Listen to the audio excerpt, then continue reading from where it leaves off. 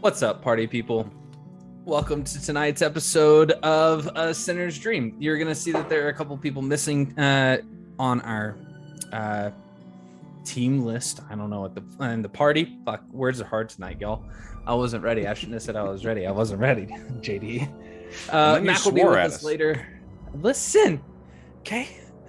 Mac will be with us after break, and Padraig is indisposed for the evening, I believe. He had some other things that he had to take care of. So tonight's session is going to be a little bit different coming from the point that we're going to be jumping off of. But first, let's talk about our sponsors for the night. First, we have Foundry. Foundry is the premium virtual tabletop that is brilliant and wonderful and fantastic. Fully customizable from the top down. Great community of mod makers. Great community of creators that will support you all the way across the board to help you get your game as customized as you want it for you and your players. It's like $40 for a single license. It's self-hosted. So if you want to, port forward and have everybody connect to your computer and, your internet and all that and the other, you can, or you could use one of our other sponsors, forge-vtt.com, the premium Foundry hosting service that has 200 nodes worldwide that make our international games here at -2 Charisma seamless, fantastic, perfect. Unlike what my games used to be, whenever I tried to do my own server stuff, I had games die out like literally an hour in. Yeah, Chuck, tell us more about that. It was awful. I mean, we have evidence of that on my old channel. It's bad, but and on Twitter, where I had to force the guys from Forge to come and convince you to switch. I'm a very stubborn person. But yeah, Forge is fantastic. They have a couple different packages that you can kind of catch up on, subscribe to. The highest one, the World Builder one, is $11.99, I think, like $12 a month. I don't even touch the storage that they allow asset-wise. I mean, I've got tons of games that I'm running. I've got tons of assets uploaded into all of those games individually. It's ridiculous, and I still don't touch the maximum amount. That said, our next sponsor for the night is Heavy Arms. Our gunslinger again is out, but his entire class is from Heavy Arms. He is one of my favorite homebrewers. He's one of a lot of our favorite homebrewers. All of this stuff is funny. All of this stuff is very unique and very concise in its wording. He does everything on purpose, and he's very methodical. In fact, if you get his runesmithing guide or his armorer's guide that hit, I think it was adamantine on DM's Guild, you can flip all the way back to the back and see all math from the top down about how that should affect your game gold wise, because fuck you, math nerds. It's great. It's wonderful. Go subscribe to his Patreon, get all of his content from the top down. Last but not least, we have Tabletop Audio that supports our channel. I don't just use Tabletop Audio. They have a lot of great things that I do use, but some of the stuff that I'm looking for, I use other people for as well, like Midnight Syndicate. I've got Michael Gelfie. I've got all sorts of, fantastic, wonderful people. If you really want to talk music, jump into our Discord. You really want help with Foundry, jump into our Discord. We'll talk to you about all of it. Whatever. JD, talk about our game for the night.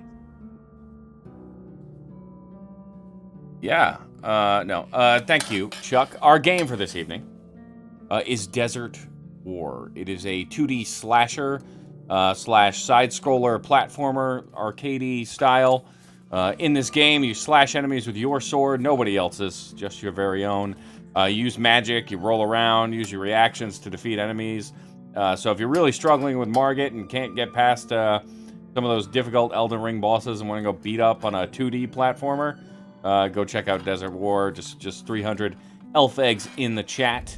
The cost of a follow for those of you that are new to the channel. But of course, if you are, and you can actually do both of these if you're really good, but if you want to save up those precious little elf eggs, you can use 2,000, which is just about an entire episode of viewing. We'll get you an entry into our dice giveaway. This month's dice are our Gremnik-themed dice from our Tuesday night games, which is the 5 Best Friends. Gremnik is our resident Handseath worshipping cleric, an Oath of Indulgence paladin. So perfect for those St. Patty's Day themed dice that you'll be getting. That's all I have, Chuck. Back to you.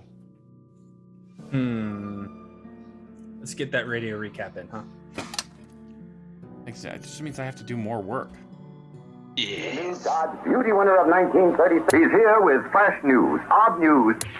Say, here's how to make breakfast as exciting as a circus and a 3-day rodeo rolled into one. It's a fine day in Kasmar. The dicks and their lady came back. Hold on. I have a message. We'll return after this message.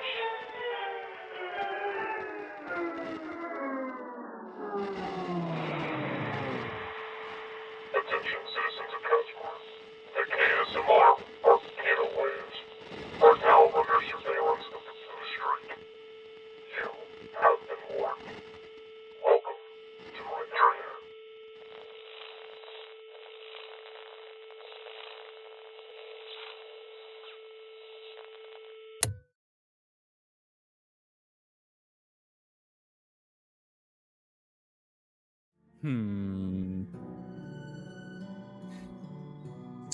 Well, that wasn't helpful at all.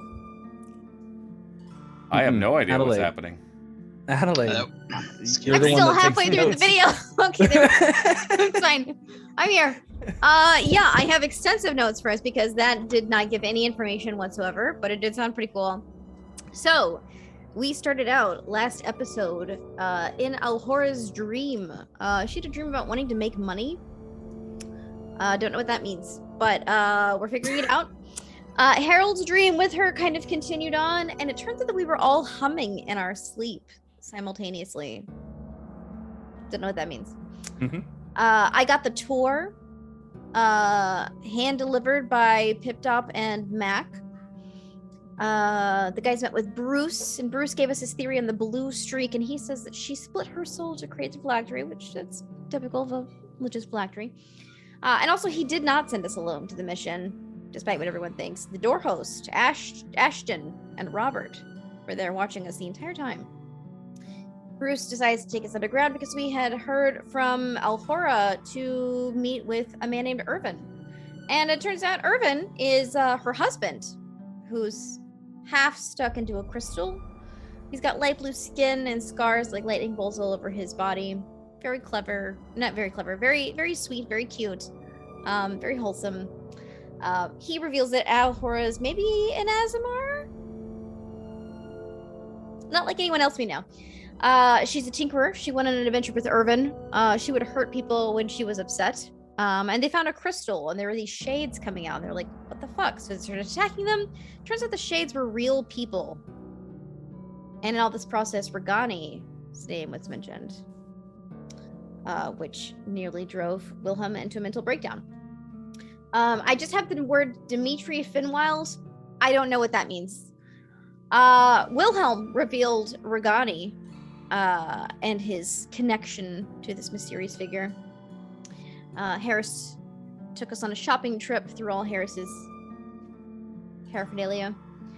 Briathus appears. We told him to fuck off. Harold and Mac had a heart-to-heart.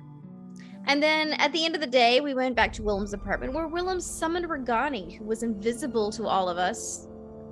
And we could not hear him speak, but we could see him talking to Willem. And he reveals that the phylactery was not Alhora's, but someone else's. We don't know whose it is. Then he locks eyes with me across the way. It's like, what the fuck is going on? Who are you associating with? And decides to stab Willem. Willem went down. I rescued Willem because I'm the nice guy. And he threatens me. Regani threatens me. And as we bring Willem back to life and Regani fucks off for now, that is where we ended last episode, on the rooftop amidst some chaos. It sure is. However, we're not going to... Dimitri Thank was a friend of Irvin, Right. Mm-hmm. Who lives in the Shady Fuck district. Okay. Thank you. Out near the docks, yeah. Yep, and owns a shop out there that we need to go to at some point. Okay. That's true. Thank you for that actual recap. But I want to do something that I do with a lot of my campaigns in general that are more RP heavy. I have a tendency to do what I call a character check-in, where basically I do a short touching of base with each player for a moment and kind of get a gist as to where their character is mentally. I do that on purpose for a variety of reasons, and if you're a DM, I suggest doing it too. It's a great way to help your players kind of get into character a little bit deeper without having to do just their mantra that they do before they get in, whatever it may be, like singing Country Roads in German. No, not in German. In a German accent. Sorry. This is not how everyone does this. Country Roads. That said, Dylan, you've done this the most with me, so let's talk about Pip's mental spaces at the moment. Overall, yeah, how's he doing? Hanging in there. Nervous. There's a lot of things going on with a lot of powerful entities that he is not super keen on interacting with. So for sure, nervous, kind of seeing where the next threat is coming from. So he truly, like, he's curious, wants to know what's going on, but is kind of in the point where he's starting to look over his shoulder as we've started to seemingly make a number of powerful entities angry. Okay. How's he feel about Weatherford Hole investigations? That he feels a little, what's the word? Babysat, kind of, almost. And almost a little bit like it's probably small stuff now. You know, like it's kind of fallen by the wayside. Just because so much else is going on. What is he the most terrified of in this moment? In this moment? The invisible imaginary friend that just created a very real the hole in someone's chest. That's what I figured. Okay. Cool. Second to that is a dragon.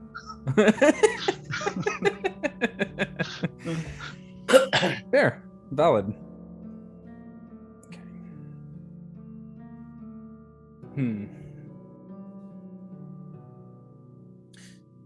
When do you think the last time that he talked to his friends in the sewers was? Oh god, it's probably been like months. It would have been before Weatherford Hole. Okay. Yeah. Okay. Noted. Primarily because that's an area you're generally out of necessity, so either via travel or because you have nowhere else to go. Yeah. So absolutely. Yeah. Wilhelm. Not doing well. Outside of this very moment, it's just a flesh wound. Outside of this very moment, what is Wilhelm's take on the world as a whole right this moment? He is very conflicted for several reasons. Right? There's this idea floating around that what was done to save many lives. Yeah, but much like Regani, right? So the important part is the souls of those creatures, right? They don't really care much for mortality, whatever. It's just they're in. So, it's what Regani to come down and just murder an entire city to kill something extremely evil makes sort of sense to Wilhelm, in one regard, but in the other, it's he's got friends here, so there's a little more of that personal aspect to it, and he's met good people.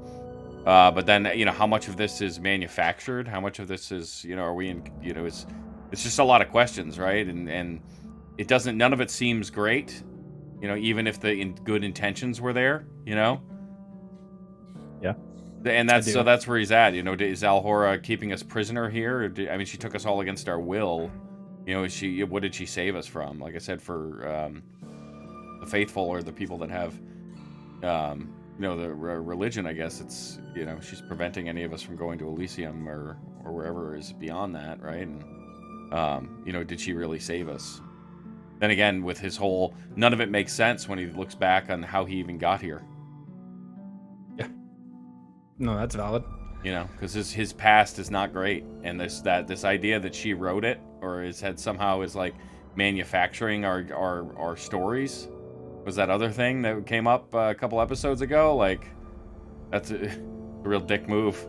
This Wilhelm's is not good, That's fair. I can see that. It's very conflicted. It's very much what would I do, and that's where I'm struggling. Okay. Wilhelm's struggling, not me. Let's talk about his ASMR heritage for a moment. He's currently Scourge. At what point do you think he would flip the bill and go Protector or Fallen? I think there would have to be something external, because I never planned for him to be ASMR to the point where he could just flip a switch like that. I had always planned on him to have just enough to be, maybe cast a light spell a couple times in his life if he needed to. But it was just this ritual that was done on him that brought that divinity down into him and made him more ASMR, I guess. So it wasn't this thought of like, oh yeah, no, he was born with the ability to grow wings or something. That wasn't really my initial thought on that, right?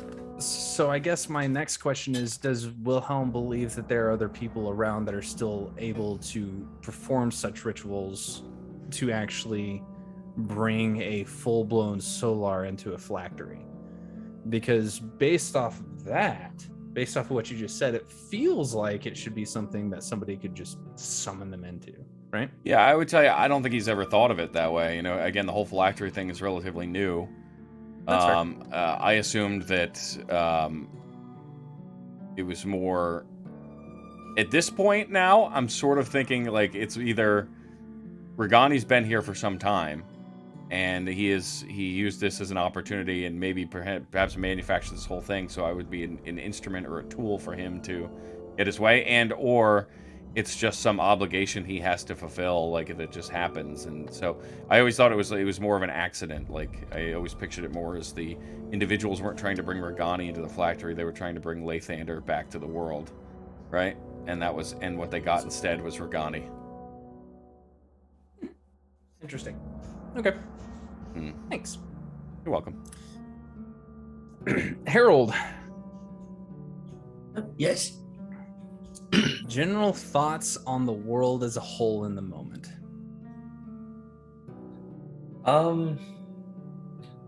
Frustrating. Frustrating in that there seem to be so few people, even in his own circle, who, in his mind, understand like how important it is to know before you act.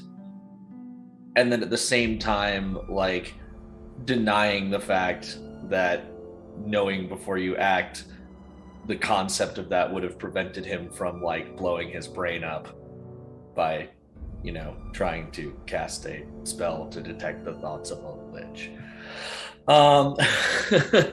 So like there's a fair amount of inner conflict with that frustration that he is not like ken to necessarily, whereas outside right now the frustration is like, why don't we want to know? Like, why do we want to just assume before we know on fucking everything? And it's not just inside the group, it seems like everybody in the world is that way. And Harold is frustrated. Okay. what is the most terrifying thing that could happen within the next week for Harold? Oof. Yikes. Within the next week. He's still concerned about Randall. He's really concerned about... here it is.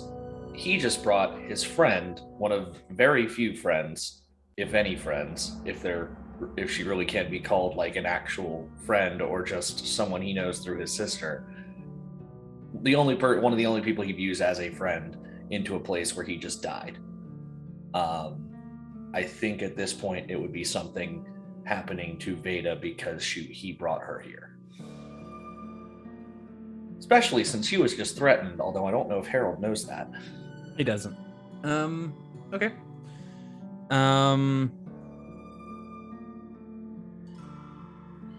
What would be the best end result of bringing Veda, I guess, or anybody else for that matter, into the knowledge of the situation? Harold would very much see Veda as an ally in knowledge seeking. Okay. He sees a very kindred spirit in Veda. So perhaps just, one more person who thinks in that kind of way of wanting to know what's going on so that they can help. Okay. And maybe not even help in the way of solving the puzzle intellectually, but the fact that Veda is literally just her prime directive is help. Yeah.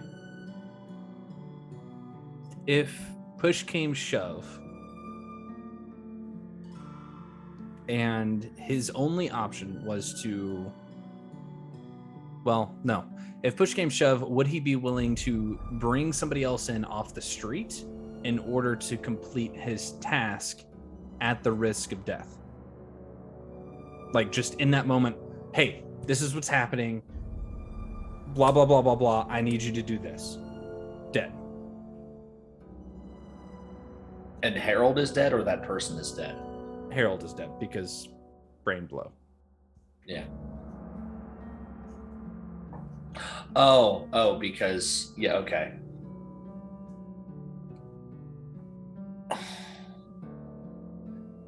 I think... Ooh, that's tough. Because if you want to. You don't have I to. think in the moment, he would, potentially start to, but if he dies, he doesn't get to know the answer. And that's the whole point. Fair enough. I think there's a bit of selfish knowledge in there. Interesting. Okay. Thank you. Veda. Soft, little, tender new character. What's the worldview? I think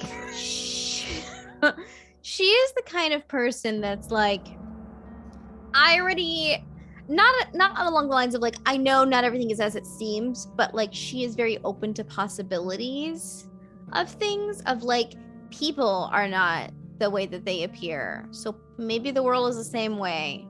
So coming into the secret realm wasn't as mind-blowing to her as what probably would happen to the average person. But now she's tangled up in some real deep shit. She just got threatened by someone that wants to kill her, that she couldn't see and she just could hear. So I think she's fuck, I'm out of my league. I don't know what I'm doing. Okay. Yeah.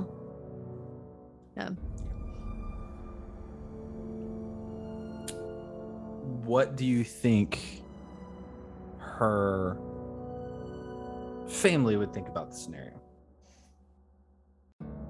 like her being in it, not necessarily like the scenario as a whole, but like, how do you think she would react to her family finding out that she is involved in this?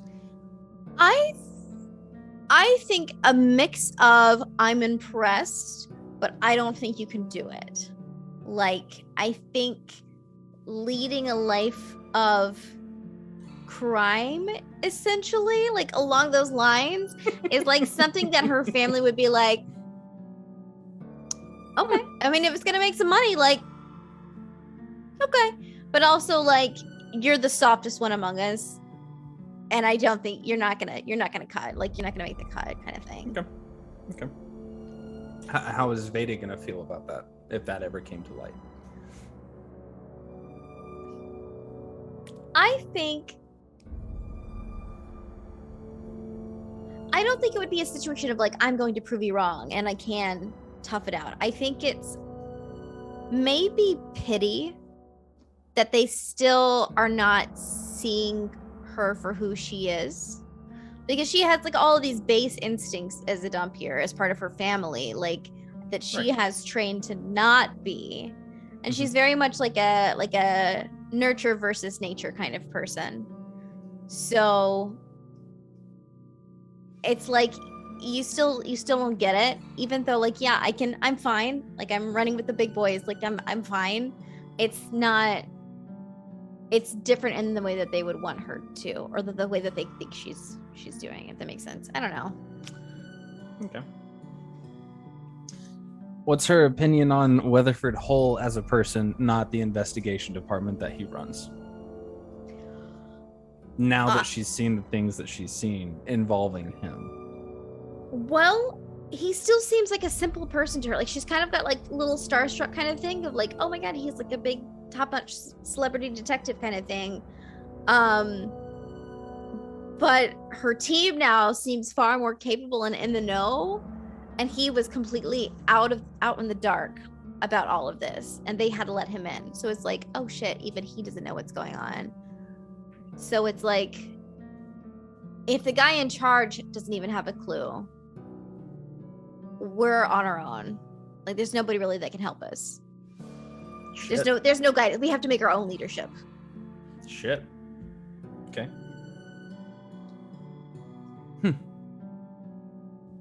Neat.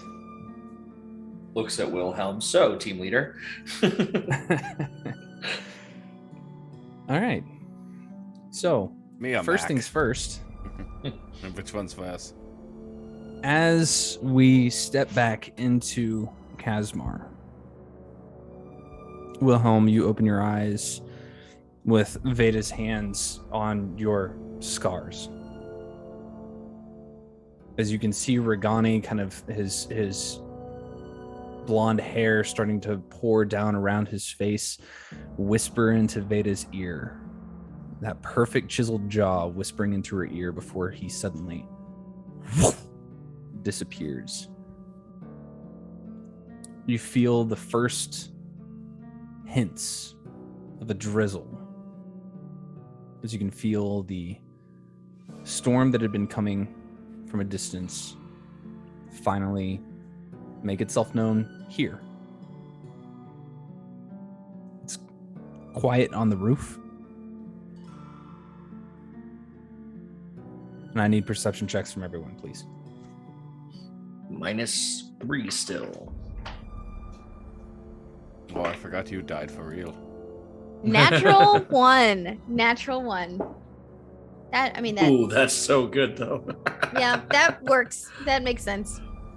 All right, so with my. And no, go ahead.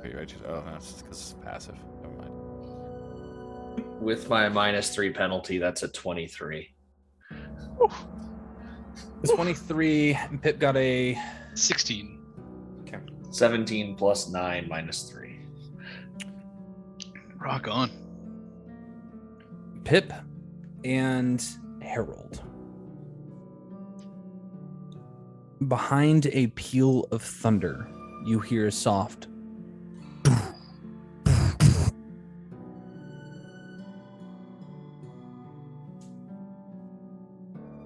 echo through the clouds.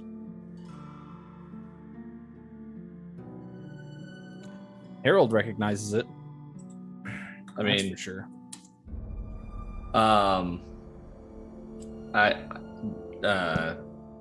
Ooh, wow. Well, Justin just got like, Rammstein from that, but That's fair. Du hast. Fair. But can I like roll a check to remember why Harold would remember that? I'll just tell you. Yeah, It's we're every other week. It's hard. It's the telltale sign of the blue streak moving through the air. That supersonic shit. Mm-hmm. Do I feel like that's nearby, or that's just happening somewhere in Kasmar? Make an insight check. What's my insight with all this shit? +6. I'm here for it. I want to 3. talk to this. Oh. Not Why as not? Not Second as time's the charm. +6, or it's a 6. 6 total?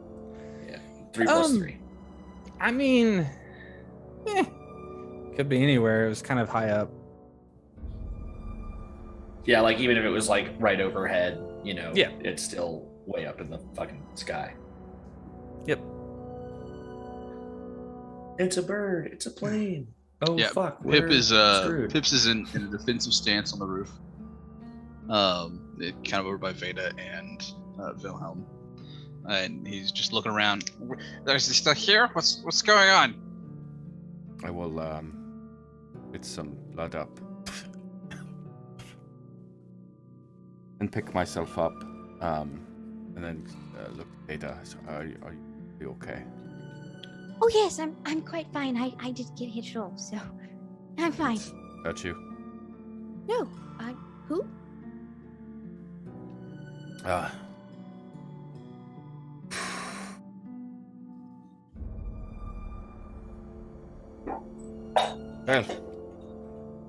could have gone one of two ways, I guess.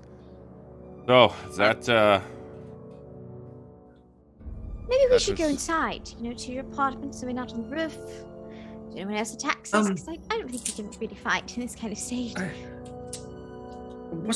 Weren't we coming to see your roommate? I fear he has come and gone. So I don't know how far he is. Then perhaps a different locale. I'm assuming that didn't go well. Well, it went about as well as I would expect. Yep. You expected to be stabbed by an invisible creature? When I was younger, Gandhi was tough.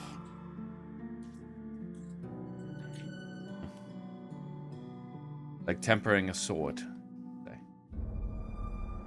Hardship is tempers the soul. Like fire tempers a sword. I'm starting to like this guy less and less. I didn't like him to begin with, but it's getting worse. How badly was is Wilhelm still hurt? I have 10 hit points He's now. low, yeah. I healed him for like 10, I think, yeah. Okay. Let's get you inside and laying down. I'll be okay. I can. As you say that, you hear a high-pitched whistling noise. Immediately back in a defensive stance. Yeah, Harold shields Wilhelm from wherever that is coming. I cast Shield of Faith on Veda. Oh, I'm fine. Okay. A small black box clatters across the roof from above and lands at what should a have bomb! been Wilhelm's feet. A bomb? Lands at Harold's feet. Do I have a moment to It's a react? bomb. Yeah, absolutely. I kick it away from the roof. Nobody just punted off Fucking the roof. leap toward it, punt that puppy. Oh my god. I mean, that tracks. Nothing good comes from the sky, man. Not in Kasmar. Amazing. Yeah. Bonus action Dragon's Breath. I light it on fire. No. No, you kick it and you watch as it sparks, being broken from your kick and flies off the roof, like a solid 20 feet away. Awesome. Okay, we gotta go. I don't know what that was. You hear a scream downstairs as someone goes, "What the fuck hit me in the head?" I look down to where that is and see if it's exploding or not. You're all right. It's not. It's just a box. We don't know what it was. You see a like just a young woman kind of like dressed in what looks like kind of secretarial guard, like dress wear. Words are hard now that I'm having to actually do this. And there's just a broken bunch of machinery down at her feet. And she just Harold will mage hand to pick it up and bring it back this way. Sorry. It is a solid 50 feet down. Mage hand can go quite a ways away. It just can't be cast quite. Oh no, can't be more than 30 feet away. Is there like a fire escape to go down or something like that? Yeah, probably. You could also. Then I'll just do take that the until I stairs. get to it. Okay. Well, it sounded like it was on like a balcony. I mean, I could. No, it's on the first. It's like ground level on the concrete. Oh, then yeah, next just to the block. street. Yeah. I think Then while I'll just he's go doing downstairs. that, Pip and Mac and I will probably help Willem up and get him downstairs. Yeah, Pod's probably gonna go with. I would tell you that Wilhelm is very much just trying to not get helped by anyone. Sort of instinctually internalizing what is happening and just being very dependent in this moment. Okay. All right, so you guys go downstairs To his room. Harold, you go down with Pod and gather up the pieces. And head back up. Can I have Padraig mend it?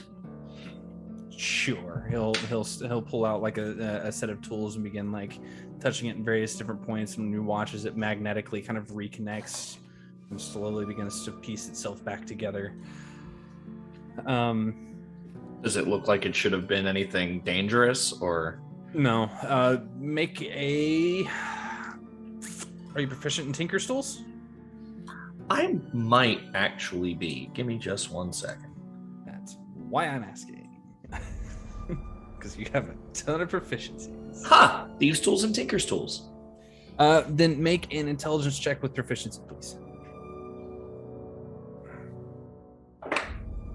15 plus. Don't forget your minus 3. Yep. So it'd be a +4 overall. So that's a 19 as opposed to a 22. So the 19, you you might have some speakers installed in your library for like soft music. You My record recognize- player. Yeah, you recognize the conical shape of a speaker with some semblance of a recorder, like a recording device on the interior. Do I notice the C4 from this message will self-destruct bit? There is none. Cool. Okay. Harold will pocket it and move on with his life and go back to Wilhelm. As you all go into the small apartment, it is currently littered with beer cans. You can see a rather large, worn out, lazy boy recliner with a massive dent in the middle of it, kind of with like a few springs kind of sticking out of the seat. A TV that's currently still on, playing nothing but static, a radio nearby. Like next to the window that the chair is set by, across from the chair, you can see a fairly decently well taken care of couch, a bit of a shotgun kitchen situation, and a door that enters into another room. Beta just starts cleaning. Harold casts his unseen servant to help. And just sits down next to Wilhelm without saying Doing anything. the dishes. It's fine. It is you don't have to do that. a near endless struggle. But please, and let me just change. And he opens the door to the other room, which is a stark comparison to the external, which is just it is completely neat. Everything is put into place. It is a small, modest space, but it is very well taken care of versus what the outside looks like. That living room area / kitchen looks like. And it's just there's like just cheap bookshelves, IKEA like bookshelves, just with books, like just stacked with books, and a closet with all of his suits, and so he just starts changing his shirt. Matt kind of looks at Padraig and just goes, "Hey, now how about we step outside for a minute?" And I think that's a good idea. And they both step outside. Your Padraig's better than your Mac, by the way. Fight me. So, Wilhelm, do you want to tell us how that went? All I heard was some sing-song, like, noise for a little bit, and then, like, you got stabbed. More importantly, is it safe to be here? I mean, it's not safe anywhere, apparently, for us, but, Particularly less so here, perhaps? If Regani was going to kill us, we would all be dead on that. That is somehow less comforting than I think that you think it is. Well, it, yes, I guess that is the case. Well, sometimes it's beneficial to be so unimportant that it's not worth the time killing you. You know, I don't know that is what is happening. It is, I got very little answers. Yep. You have to understand that he is an entity that does not abide what he considers to be evil, I guess, or his classical viewpoint.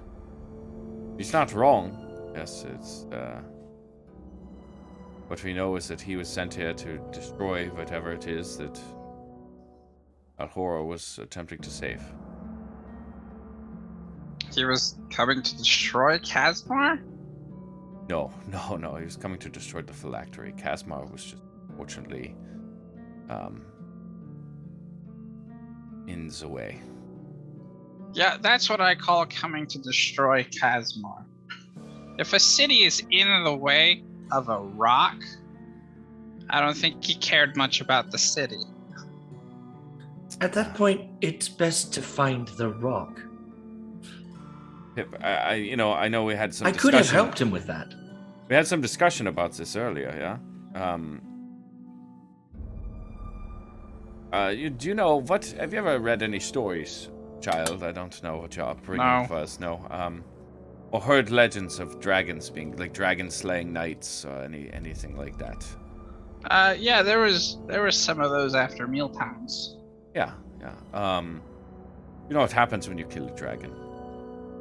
No. Generally, the knight goes back. They have a feast, and he kisses the princess. That's what happens generally in. Typically, you chop it up and you sell all its pieces, right? It's worth quite a bit of money. Dragon scales and bits. That's right? what we did with the rats. Mm-hmm. Yeah. So I assumed it was similar. Yeah. How many stories have you heard? Do you know what happens when you kill a solar? I don't know what a solar is. Exactly. Nobody does. There's no stories. There's no stories. So. Are you saying we have to kill the solar now and chop it up and sell its pieces? I don't know. I'm just struggling. I think what I am trying to explain to you is that, again, if Regani did not want us to be here, we would not be here. He has a much bigger task at hand, and that is to destroy this prison that we are in, Phylactery. Where did he come from exactly? Where's he from? You summoned him? No, I did not summon him. I just called out, assuming that he was nearby and listening. He is, it was not a summoning. There was no portal. He is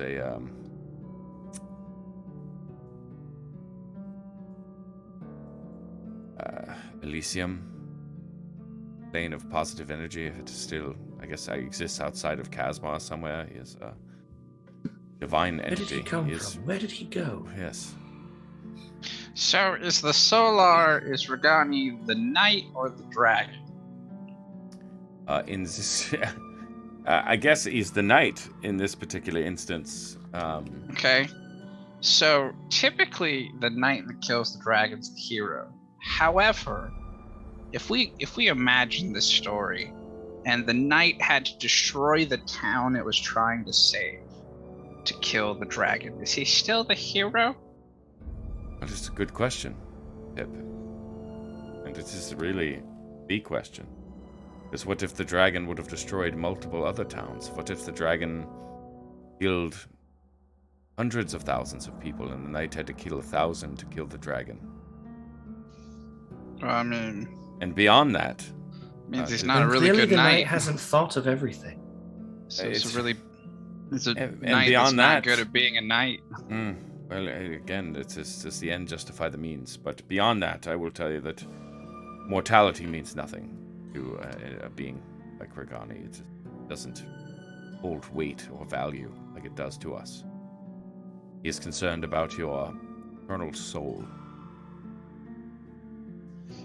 I'm pretty concerned about right now. It's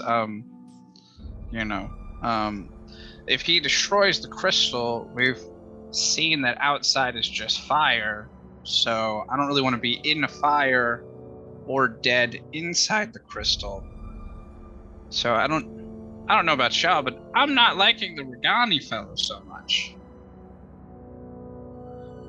I don't know if your friend's on the it sounds like he's just mad. I believe it is, as I said with Ahura, we don't know enough to really make a decision. Regani just nearly killed our friend Wilhelm here. Ahura nearly killed me. And yet I still see no reason to distrust Ahura, so perhaps Wilhelm still sees no reason to distrust Regani. I think you almost killed you. You did the That thing. is entirely fair. Ahura didn't reach down and just bop you in the face. Well, I technically don't know how that worked. I cast a spell and then I died. It hurt? A spell that doesn't damage anything or anyone, and then I died. So it wasn't just the spell. I'll put it that way. If I eat a ham and start choking on it, it's not the ham's fault. Well, and that is how I would... How do you know? Yes, so that is how I would picture this, Pip, right? Being mad at Regani in this instance is like being mad at the ham for choking on it and dying. The ham doesn't stab me either. Yes, but okay. So no, but if you choke on it, you still die. The end result is the same. The ham has no option to show restraint. Yeah. Here's the thing. I chose to take a bite of the ham, and I bit off more than I could chew, and therefore I choked. Yes, but well, I chose to. I didn't go to be like, hey ham, you're looking awful tasty, and it was like, nah, and picked up the knife and stabbed me. But I mean, this is a very complex argument because the ham also had no option to be the ham, yeah? It was originally an entity that probably did not want to be the ham. I mean, sort of. This is a very charismatic ham. I would love to continue this discussion, Pip, but maybe now is not a good time for it. What I would say is, to get angry at Regani would be like being angry at a bolt of lightning that struck the ground. He had to choose to stab you. No, what he did, he chose not to kill us. Are you mad at the robber because he's like, oh, you can't be mad at the robber. He just wanted to take all my stuff and stab me on the way out. Like, I'm still pretty mad at the robber. Again, it's a small comparison. Do you intend to forgive him?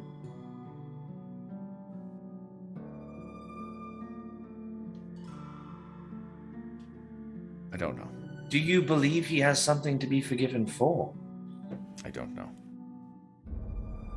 Are you mad that you got stabbed? Like, Because I'm generally pretty upset whenever I get stabbed. Generally. Yeah, I mean, when Yintrus did it, I stabbed her right back. So, like, there's history there. Are you cool with this? Well, again, it's a deeper question than just. It's really not. It is. I don't know how to explain. No, the only thing deeper was the sword in your side. Deep in your side. It wouldn't be. It's not the first time. It's not the first time your roommate has tried to kill you. Again, he is. Again, I feel you guys are not understanding the weight here. Killing me or you or Pip or all of us on the roof, all within his purview. Just as easily, he could bring us all right back to life. I mean, it is. Again, mortality is nothing. I don't. I feel like that's not a categorically good thing.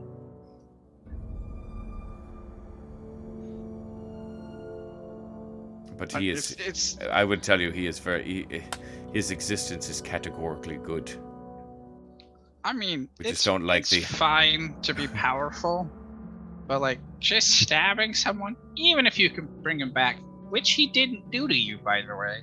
That was all her. I recall someone else doing that. Thank you, Veda. Yeah, it's still a dick move. There's a soft knock at the door as Pod pokes his head in. He has to go in sideways with his horn cozies on, but he gets his head in and just kind of looks like a moose on the wall for a moment before he says, I've been summoned. I'm taking Mac with me. By who? Weatherford. And he closes the door. Summoned. I think Weatherford's still mad at me. I don't know why. I'm worried about Mac. He has been quiet. I can't do a good Mac voice, apparently. I didn't say it was a bad Mac voice. I said your Podrick was better. So what was in the box? Yes, that was also strange. Right. Picks up the box. Brought it in here. Okay, with your Tinker's Patrick and I have had a bit of a look at it, and we don't believe it to be dangerous in any way. Oh, well, it could have been. I don't know. No, you.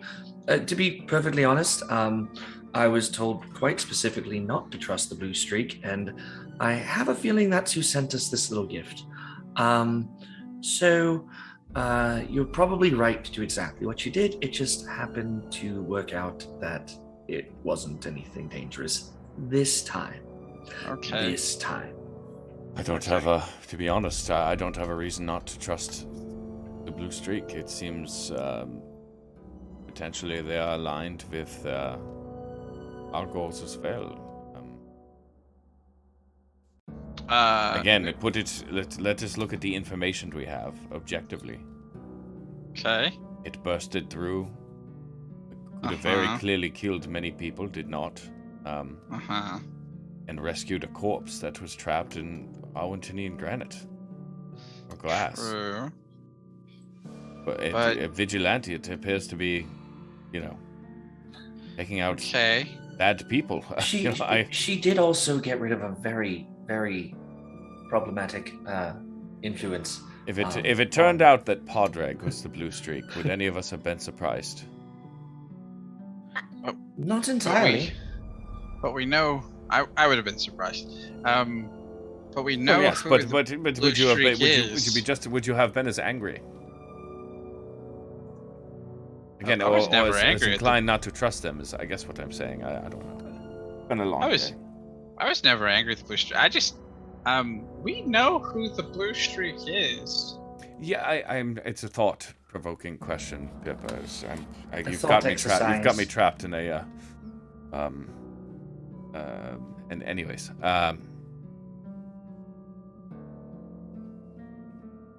can we fix it? Well, I guess Pod could, but he has just left. So. We did a bit of work. Was my 19 good enough or whatever it was? No, it's perfectly fine. Though you don't understand what the activation mechanism may be.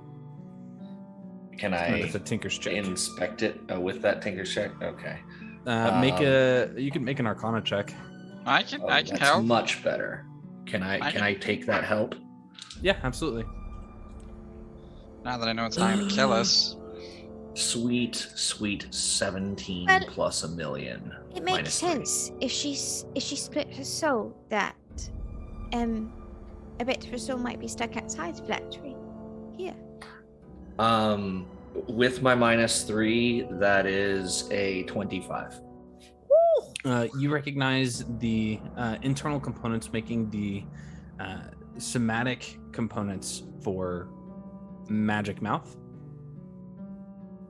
Usually Magic Mouth needs a specific trigger for it to actually activate. That said, it was going to land at Wilhelm's feet before Pip kicked it off. Harold, it landed in front of you, so you should probably... Yeah. Harold puts it in front of his feet first. Then Harold looks around, looks at Wilhelm. Do we have those and glasses? Puts it in front of Wilhelm. That kaleidoscope thing. Yeah, one of us has it, right? Yeah, I think you did specifically because you went. Yeah. No, Pod Regani might pulled have one out of thin air. Yeah, it's Harold who has one. Yeah. Oh, do you have those glasses? What do the glasses do again? Essentially, it allows you to see and past the clouds and you saw the to crystal. the Oh, that's actual right, that's right, crystal that's right. above. You have some? Yes. Well, here, let me stand in front of the thing. It was probably fair. Nothing happens. I'll go over to there's a window that looks up, and I know it's cloudy, but Veda, come here. I don't know if you've seen this, and you just said something, and I want you to make sure you understand, because. Anyways, just look through these and look up at the sky. Yeah, she will. As you put the like the child's toy Skywatcher kaleidoscope that has something physically attached to it inside of its own encasing around it that looks a little bit more precarious, to say the least. You turn the dial as you look up, and you can see, as you pull it up, the clouds fade away before you can see a solid wall of purple crystal beyond the clouds. All right, that's what I expected. She said we were stuck in it. Yeah, well, you said there's a chance that a part of her soul is outside of the phylactery, but I just want to make sure you understood that the phylactery is this whole place, not just Or maybe the blue streak is the part that's stuck inside. We're all stuck inside. This is inside. We are inside, is what I'm saying. Yes, that's what I'm saying too. Maybe the blue streak is the part that's stuck inside.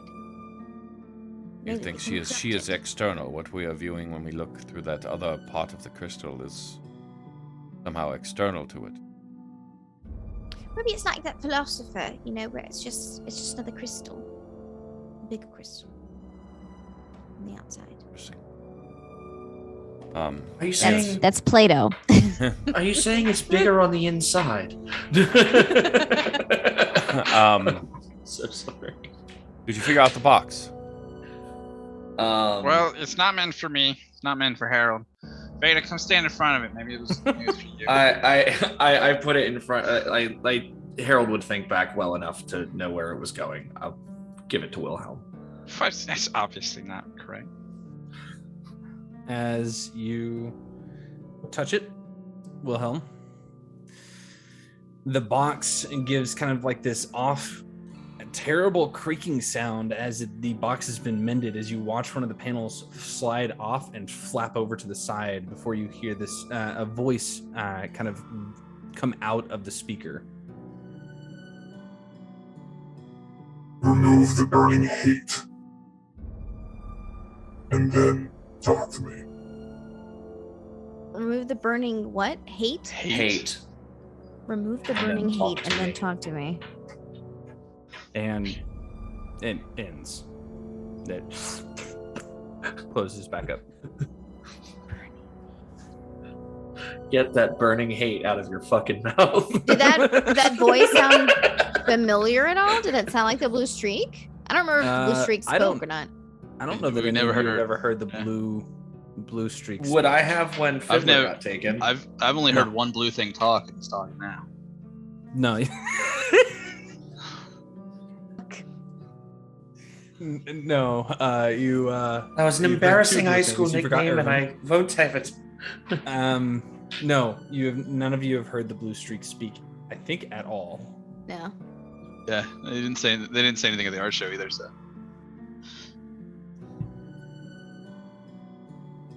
Oh, this just keeps getting more and more interesting. I'm gonna ask Elhora the next opportunity I get if the blue streak sounds like the Bon Jovi vocoder from "It's My Life." My God. they got the idea from her.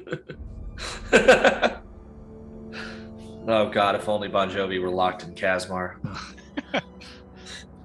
It's John I will, Bovi. Yeah, I was gonna say It's John Bovi, Bovey here. and it's nothing but minotaurs. Is the box still Got just it. there? Yeah, there you Is go. it open now? What No, is, it closed itself back up. I will just pick it up and hand it back to Harold. What does that mean, burning hate? I am assuming it's speaking of Regani, but remove. This is an interesting concept. She can hardly expect you to remove Regani. Oh, no, Must no, mean something else. She's got a point. We can take him out. Gotta keep them separated. As he does, he rolls up his sleeves a little bit, and those scars that were tattooed previously that are now burned away, the scars are all still there, just covering his arms and his neck and everything. He's fully dressed again.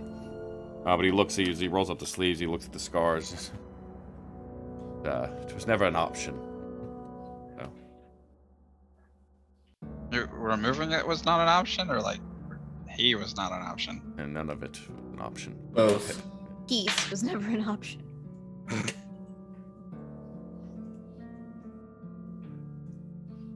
Well, that is a terrifying thought. And I'm sorry that happened to you. But there's a lot of things in our life we cannot control, and that's one of the shittier ones I've heard. See, I knew there was a philosopher hidden inside of you. What, you got scarred? Is it Plato? I'm particularly happy about any of mine.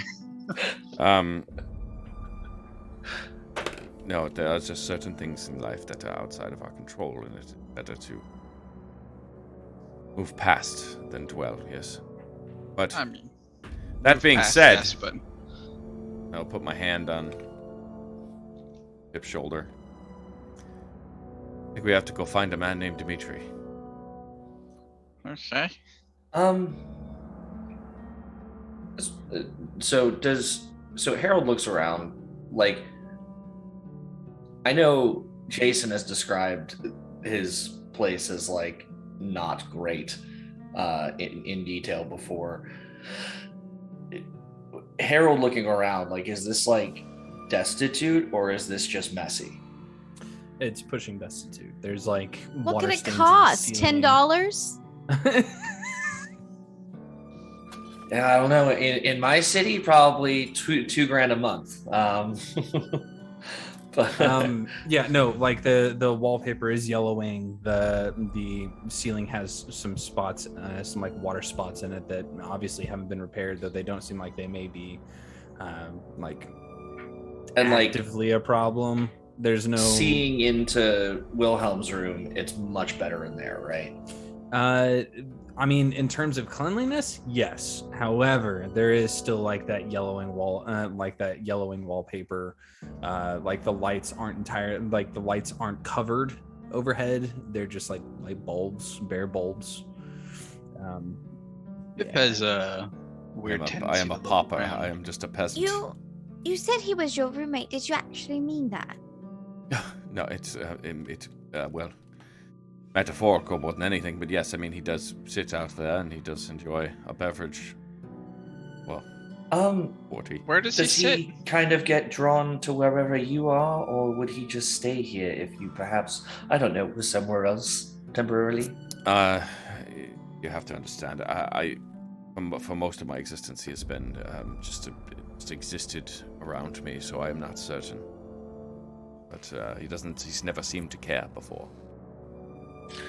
Right. So if you perhaps didn't come home for a small amount of time, he may or may not notice. And under typical circumstances, although I'm certain now he's paying a little closer attention. Or not. Right. It's very difficult to understand him. Well, I'm certain there's no hiding from him. You'll find out soon enough. Harold walks away and gets on his sending stone. Who are you calling? Movers.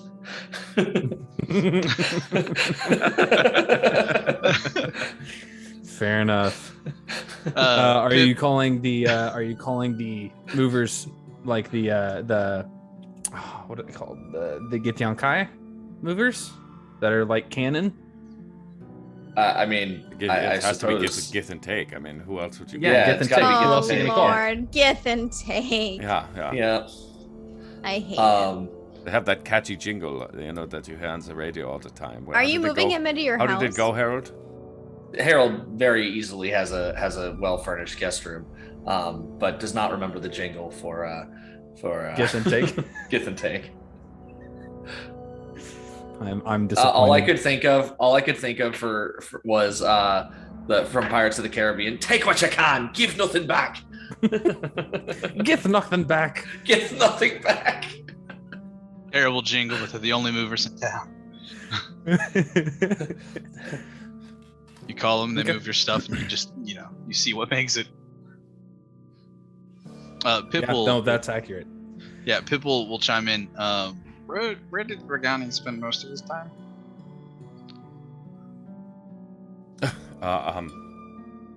He'll motion over to the couch there, the big dent. Okay, cool. Yeah, you didn't look to be that heavy. Pip will go over to the couch, and he wants to look for, things that generally fall, like Regani's like hair or anything like that. Stuff like is left Fair over. quarters. Yeah, solar sheddings. Got it. Yeah. So actually, Harold will get on the phone with the movers and then look into the room and just see everything is like, not a mess, but like old and tattered. And he's like, never mind. How many of these books do you care about? I mean, all of them, Harold. That's my collection. Why? Would you like them to come with you or not? Oh, sorry, I haven't explained what's going on. You have new living arrangements. I won't have it. What is wrong with my current living arrangements? Well, you don't deserve to have to clean up after all this. And points to what Veda's doing right now, trying to clean up. Right now. Harold's house is very nice. We live across the street from each other. It's nice. It's quiet. Okay, I need you to clarify. The parents live across the street from each other, or Veda and Harold live across the street from each I feel like Veda still lives at home, technically. Like, nobody's really there. Does Veda think Harold still lives at home? That's a good question. Yeah, I guess Harold's family lives across the street. That's good, yeah. She still thinks he lives at home. I'm terribly sorry. I am, well, as you may be aware, dreadful at social interaction and any kind of sensible etiquette. Would you like to stay somewhere a little, more tidied up for a small amount of time while we kind of work on all this? Perhaps it might be easier for us to collaborate and discuss what is going on if you were more nearby, so to speak. Can I make an insight check on Harold? Sure. Pip, what did you get for your investigation? 19. With the 19, digging through the chair, the couch, the spaces, it turns out solars don't typically shed. That's so weird. There should at least be a hair or two. But I don't trust anything that doesn't It's so shed. difficult for Pip to understand. I will allow I don't have you hair, to you know, it's new. I'll allow New to me. a religion check with advantage as a Okay. result. He's left his It grocery. was a 20. It was a Oh, 20 on my Insight. I'm just trying to see what Harold's. Why is Harold trying to get me to come stay with him? What are your intentions? So you might not get the specifics. Well, the 20 is pretty high. Harold, like, first of all, despite Well, like how comfortable is he? Is this conversation making him a little uncomfortable? He's not typically a charitable person. Or am I now the Disney child? Harold has never imagined life outside of being wealthy, despite distancing himself from it. And his picture of wealth as a child was and growing up, what he was taught in his family is that people who are, well-mannered and good generally succeed. Like the whole Disney, if you're good and you're attractive, no need to be proactive, good things will just happen to you. So to see Wilhelm in a situation that Harold would define as borderline destitute does not sit well, and wants to abscond with him to a better situation immediately. Because, again, Harold has no friends, and if he does have friends, they're these people. So I guess that is what I'm trying to see. Is this a vulnerable moment for Harold, or is he? I heard that. I said if he has friends, they are these people, including Veda. So I feel like that normal stoic nature is more vulnerable than typical. Yes. Okay. It's very kind, Harold. I don't want to put you or your family in danger. I am a literal ticking time bomb most of the time.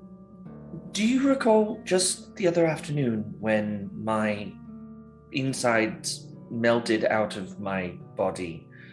I could not possibly put myself in any more danger than I am already in. I have and learned my family does not come to see me, aside from, my sister. How did you move? She'll find her own way to danger. Yes, Veda, I no longer live with the family. I have my own brownstone near the office. Yep. What was your religion check? 16. With the 16, Yeah, 16. So the vibes you're getting from this, based off of things, are they vibes that Veda would eat? The voices that you would typically hear here are not available, as if they aren't even allowed in the space.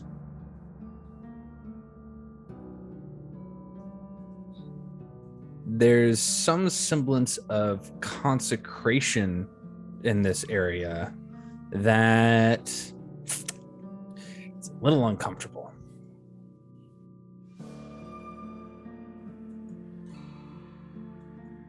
Whoever this guy is, I don't like him. You made your apartment all quiet. I don't like it. I know, usually he plays that television so loud. Neighbors used to complain, but then they just stopped. I don't know what happened. Anyways, that's not what it meant. That is sweet, Harold. Maybe temporary.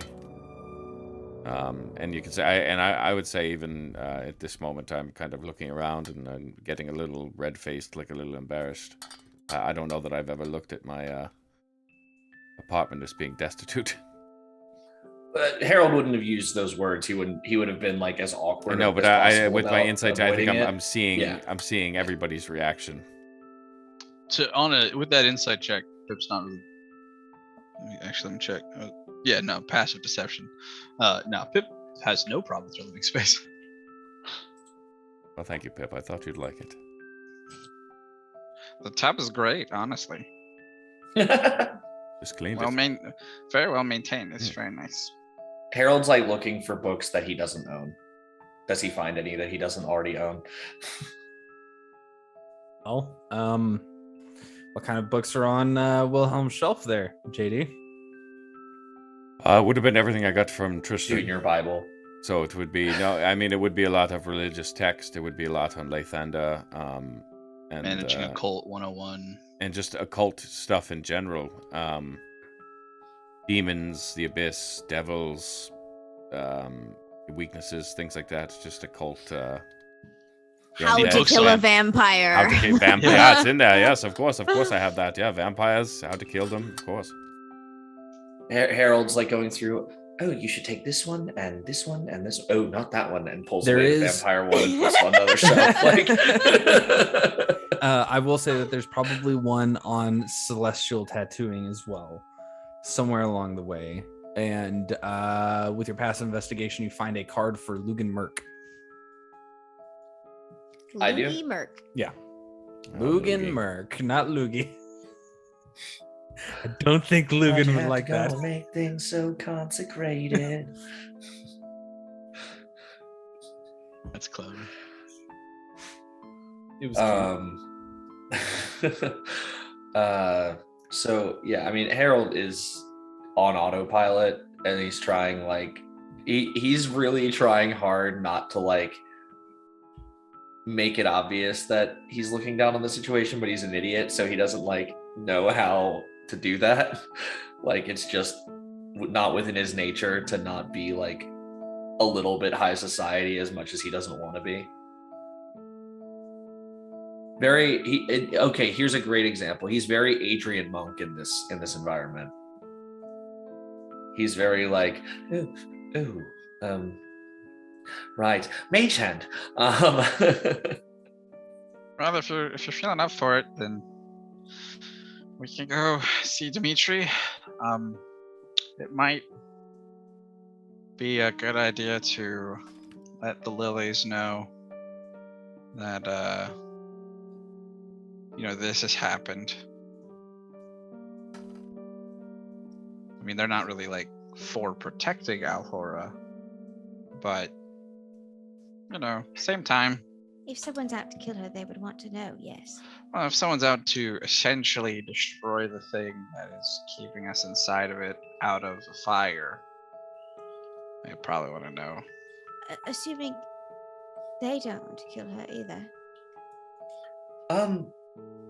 Wilhelm. Sorry, I'm a bit distracted. Yes. Can he get there?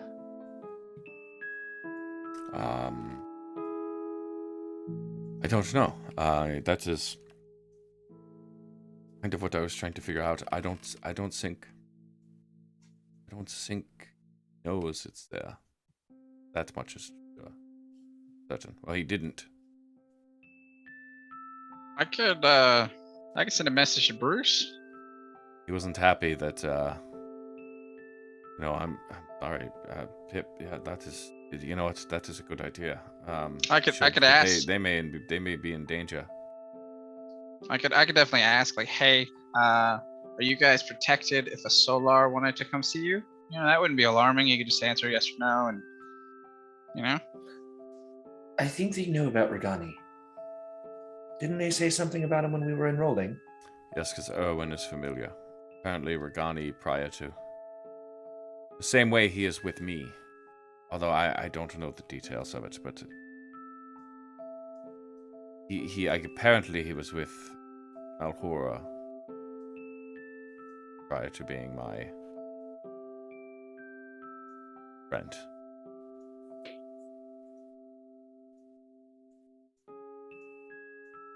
He was Alhora's friend before he was mine. So, So if I'm gonna message Bruce, we should probably think of what to say. Maybe we could ask him. Does the name Regani mean anything to you? It does. He knows who. And he is. if he was upset, is that a good thing? I would just ask if it voted against Although I had no problem walking in and out. So I don't know. Well, you're not quite a full celestial, are you? I mean, maybe there's some difference there. Could be. Yeah. I would imagine that if those wards were there, I can't think of who else they would be created for. You would need something that powerful to defend against passerbys, and honestly, it seems almost too easy for any Tom, Dick, and Harry to just walk into a wall and end up there by accident. Yeah. Yes. So it's the wards just must any be there Tom, for Dick, something. and Regani can walk through. Yeah. Well. Okay, I'll ask him. I'll send a message. Mate, you should.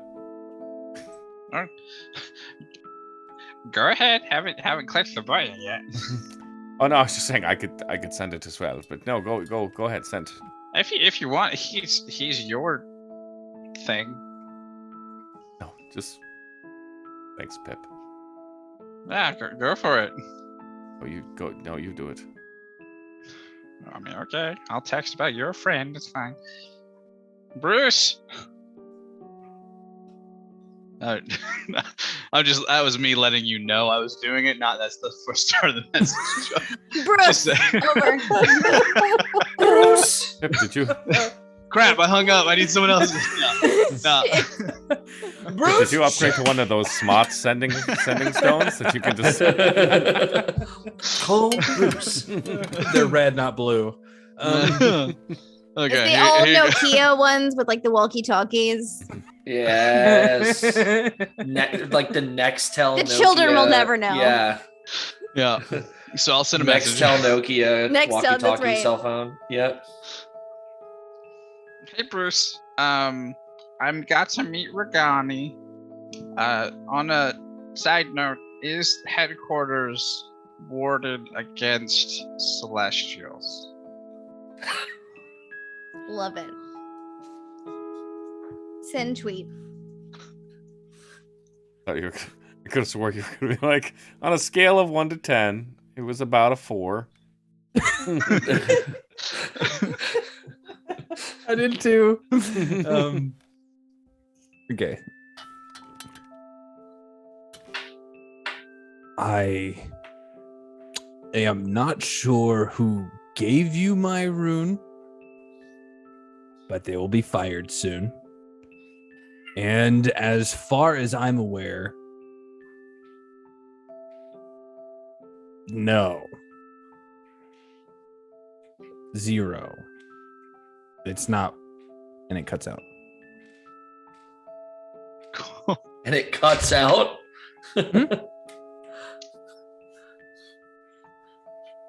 All right, so he was a little hesitant. He was curious how I got his rune. And I don't think I'm going to tell him that I pickpocketed it for a second. But it is not warded at all. That's a problem. Yeah. So maybe we don't go back. Yeah. Okay. Which is a real bummer. I mean, I feel like we have to go back. It is one of the conditions. We do have to report back in. Not now, of course, but soon. Yeah, I believe we have a means of obscuring ourselves to any sort of divination, detection, whatnot. As a gift to us by the present company. Yeah, so once we're ready to go back, we try that out and see if it works. And hope for the best. Because I mean, on the bright side, at least we're either right or it's not going to be our problem. We won't have very long to worry about being wrong. Yeah, exactly. And sometimes you just gotta roll those dice. Okay, well, how you feeling, Wilhelm? Me? You should rest before we go. You're still bleeding. I know. I'll be fine. Yeah. Yeah. Does this count as a short rest? Oh, absolutely. Oh, Sweet. Yeah. Well, I'd like a long rest. Yeah, I was. I would normally just say drink a potion, but I think Mac and Podrick. No. I have one, but if you're feeling fine and you're not very upset about getting stabbed, I think we'll save it in case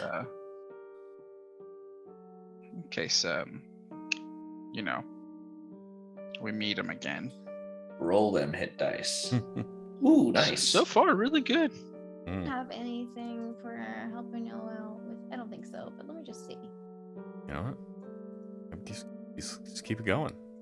Jesus, man. How many hit points do you have? Bro. 17, 27. Bro, and he still one-shotted me. That's the thing is you just rolled all those hit dice. I got one more. You want one more? Here, let's do it. You have room for one more? Yeah. What the hell? Kid, that 6 should have filled me up though. Jesus. Anyways, no, like I said, I am blessed in some regard, and I'll like show, and that it's already like just like red and kind of like it's already scarred, and the scar's already fading. Mm-hmm. Gotcha. But I guess I got a little frazzled. Why are we going to talk to this guy? What do we need for Dimitri again? Well, Ahura had mentioned that it was him and her husband, so that's the only one that we have left to talk to. Oh, right. He knew them. Okay, I'm down. Let's go.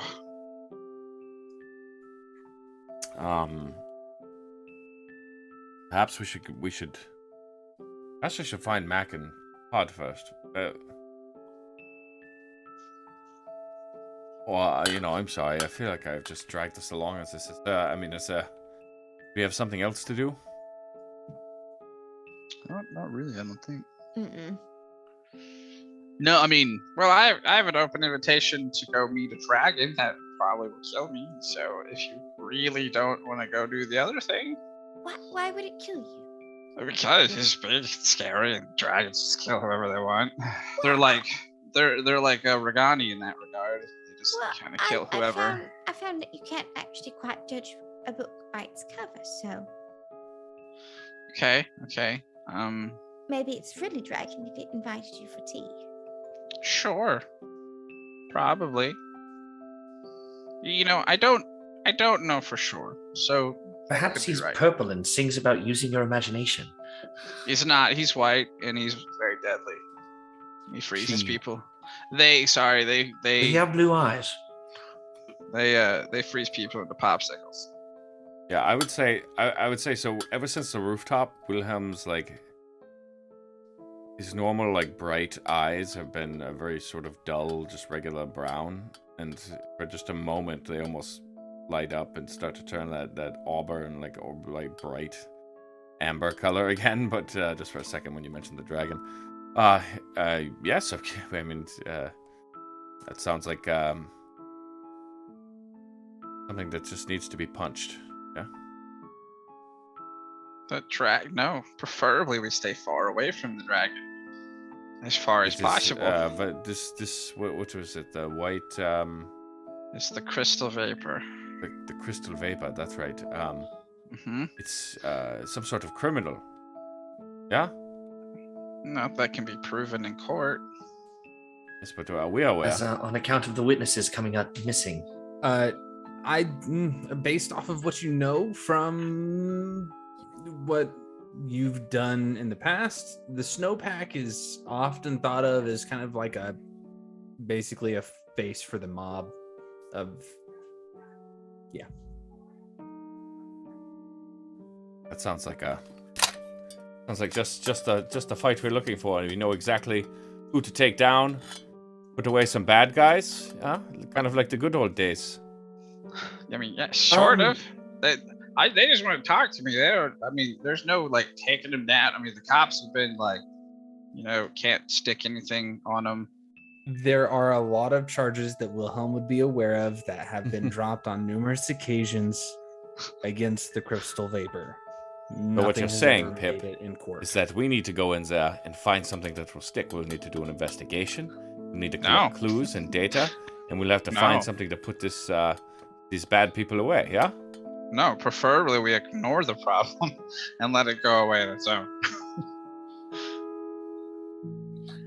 In my experience, I know there's not a lot of extensive knowledge, but dragons don't tend to go away. Yeah, I mean, yeah, but maybe they'll forget about me. Maybe it's a trip that we just best prepare for, which I don't think we can quite do under these. Speaking of which, Circumstances. Beta,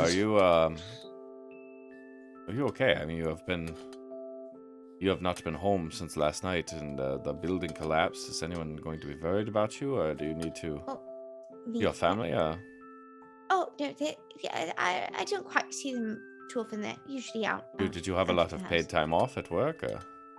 Oh no, I volunteer my time. I'm just a student, really. Oh, that's admirable.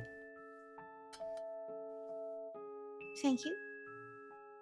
It's pretty cool. How's it working with vampires? It's not quite so bad actually. They're very knowledgeable, and some of them use their blood to heal. Okay. I've never met one, so I never got to go to the hospital. It's kind of expensive. Yeah, you know what? Well, that's why you've got me. You just have for free. So awesome! Free healthcare sounds great. Just don't have any surgeries because I don't know how to do that. I'm just a nurse. Okay. Well, I've come into some money recently, so I might be able to take a visit if things are really bad. Just don't take the ambulance. Oh, Pip, I can always just bring you right back. Right. That is kind of what I'm counting on. Yeah. So anyway, I think it would probably be way easier to go talk to like a dude rather than go talk to a dragon that could kill you if it chose to. I agree. Yeah. Okay, dude, it is. I think I did give you the detail that dude lived in a haunted tailor shop, right? No, just that it was in a bad part of town. Nah, I'm pretty sure I mentioned. I think you did give us the whole haunted and bit. that it was haunted. That's why not very many people. Who says we believe in ghosts, motherfucker? Okay. You know, that's fair. I can't. Fair enough. Oh, well, that's a lot. Okay. Yes, vampires aren't real either. Oh shit. Sorry. No, yeah, ghosts are real. For sure. Phantom Rogue. So is that the plan? I don't know if it's like super haunted, but ghosts are real. Yeah, why not? All right, cool. Then how about we take our 10-minute break here, and whenever we get back, we will go to a haunted tailor shop. All right, well, thanks everybody for sticking around. Make sure you use those elf eggs. The game tonight, Desert War, 2D side-scrolling hack and slash. Can't beat it. For the cost of nothing, 300 elf eggs. Nice job, Cost of a follow. Get it in there. Cost of a follow. Or just sit in the channel for 10 minutes. They rack up quick. They multiply. Don't get them wet. Don't feed them after midnight, and we'll see you in 10.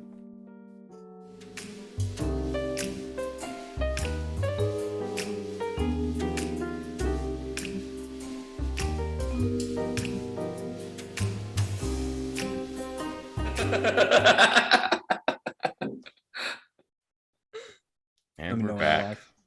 Oh, hey, there it is. Speaking of cheap porn mansions,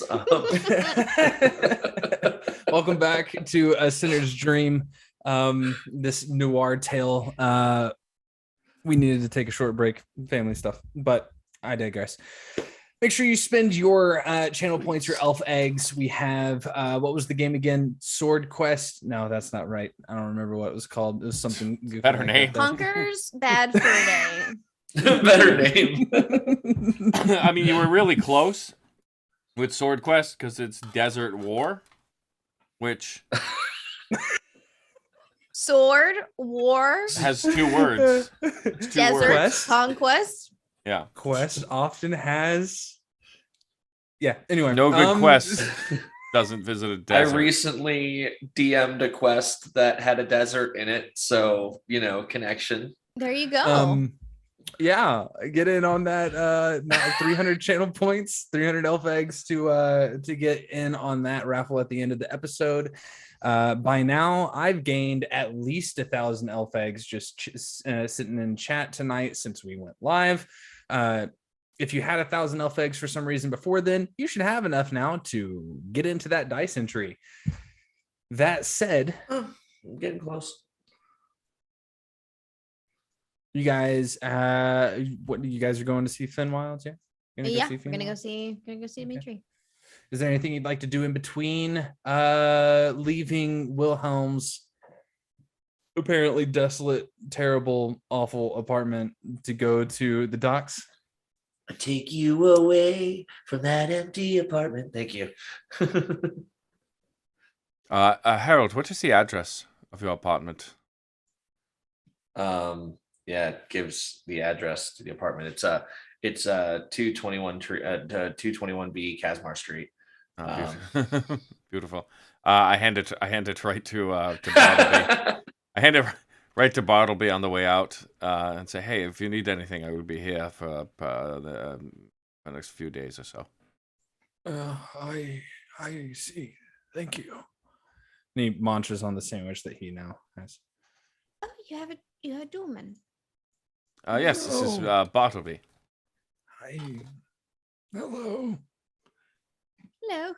Hi. I'm tipping the man because I don't know if Willem does.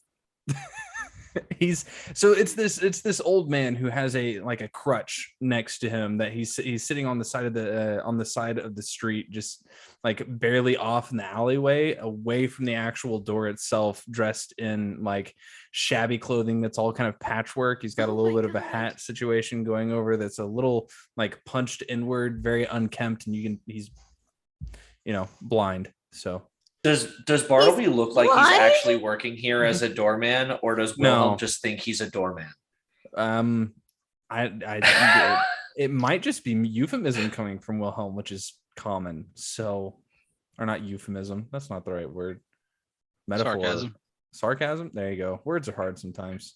I think I'm a little self-conscious at the moment, but no, yeah, Bartleby is clearly just a homeless guy that hangs out outside my house. It's not a great neighborhood, I get it. All right, but it was good enough. I think it's fine if friends hang out outside. Harold's like thinking to himself, well, I would offer him a job, but clearly he already has one. I will see you there, son. Good luck, Bright Eyes.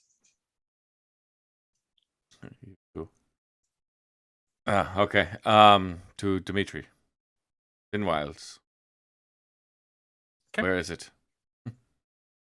In the docks district. You guys have the address, so as you all gather yourselves back together, gather your things, take a few moments to heal your wounds, taking that short rest as you did, which was highly necessary for some members, not so necessary for others. You all make your way to the train station, wait there for a good 20 minutes for the train to finally show up, and make your way. On our way there, I will pop into one of the booths and send a message to the other two, telling them where we're going. Okay. Just cool. So they are aware. Okay. There's probably a few rune booths at the actual train station, so yeah, I wouldn't be surprised if you could probably just want to make a note there. Yeah, 2 seconds. Hey, we're going over here. Okay. That said, you all pile into the train, and as the roar of the Cobalt engine begins to chug along,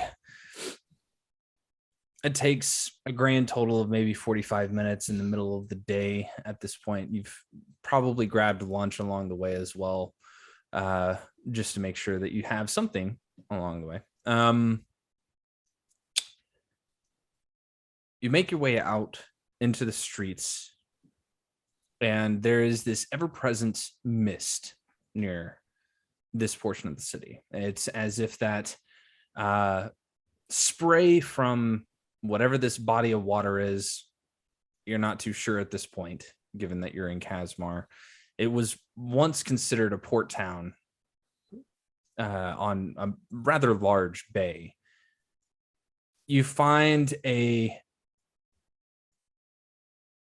fair amount of people are still down here in the docks in this space. You can hear a few chiming of bells as people are unloading various different ships that are coming in and out. You know, this is where the always circles are, so that way, which is more often used for importing and exporting fine goods from other places, supposedly. Now you're not too sure. But you make your way down to a portion of the docks where there is some semblance of what looks like a fairly decrepit street. And hanging outside of one of these buildings, you can see a like one of those signs that kind of sways in the wind, half hanging on, that says Finwild's Fabulous Fabric. And as you get closer to it, the windows are all fogged over. You just can't really see anything inside. The door, as you check it, seems to be unlocked. How do you guys want to handle this? Check for traps. I mean, that's not that bad considering it's a shop. Yeah. So that's honestly a little expected, right? Are the lights on? Hello? Offhand, it doesn't look like there's any lights on, just through the fogged windows. Knock. Is anyone here? Yeah, You I'll knock on the knock door? as she calls out. Yeah. No reply. Do you think he would be dead? I mean, I would think he's on lunch. Oh, that's much more reasonable. Yes, that much. I mean, with Makes our sense. luck, probably dead. But Did he probably say the also door just is locked? unlocked. No, unlocked. Unlocked.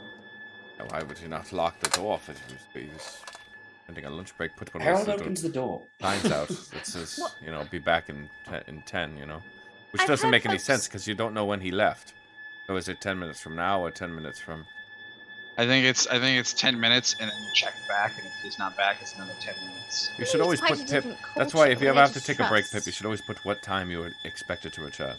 I always like those signs of, like, back at, and then have a little Yes, clock. yes, exactly. Yeah, Yeah. those are great. Harold? I could go check out back, see if that door is unlocked. I can knock there.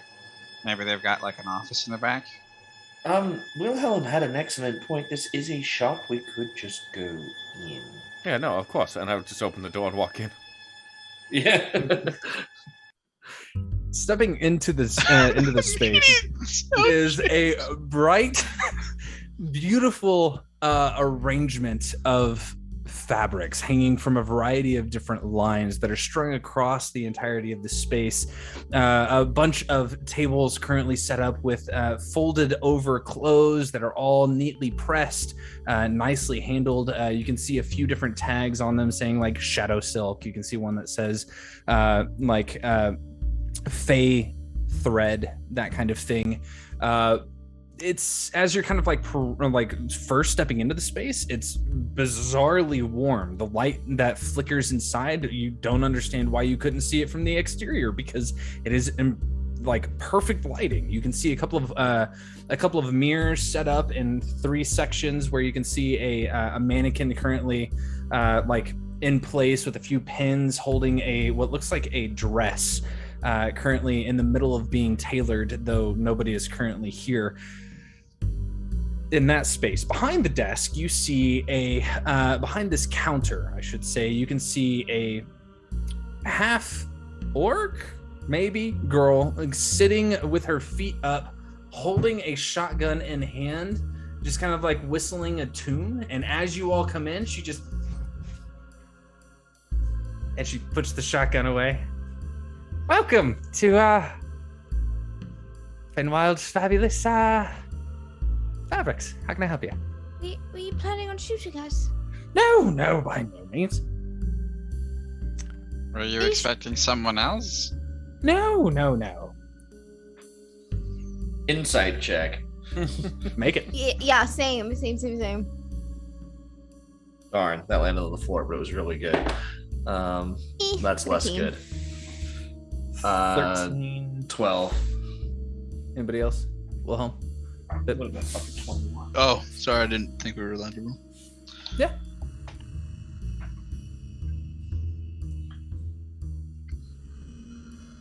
Oh yeah, this is a 25. 11. You asked. Damn. All right. So 13 and up, so only not Pip. This half-orc girl has long pointed ears. Her race is not specifically just half-orc, but rather half-orc, half-elf. Thin, gangly, and she's fairly young for the most part. She's probably pushing 20, not quite. And it's very apparent that she was not expecting anybody to show up and was just playing with a gun. Are you Dimitri? No. I'm Kat. What can I do for you? Are you here for something? Do you have another order? Do we have another order? Hold on. And she gets up and goes into a door that goes in the back, and she all you hear is Dimitri! And she just says, and she comes back out the door and says, he'll be with you soon. Is there anything I can get you in the meantime? Yeah, you sell weapons? No.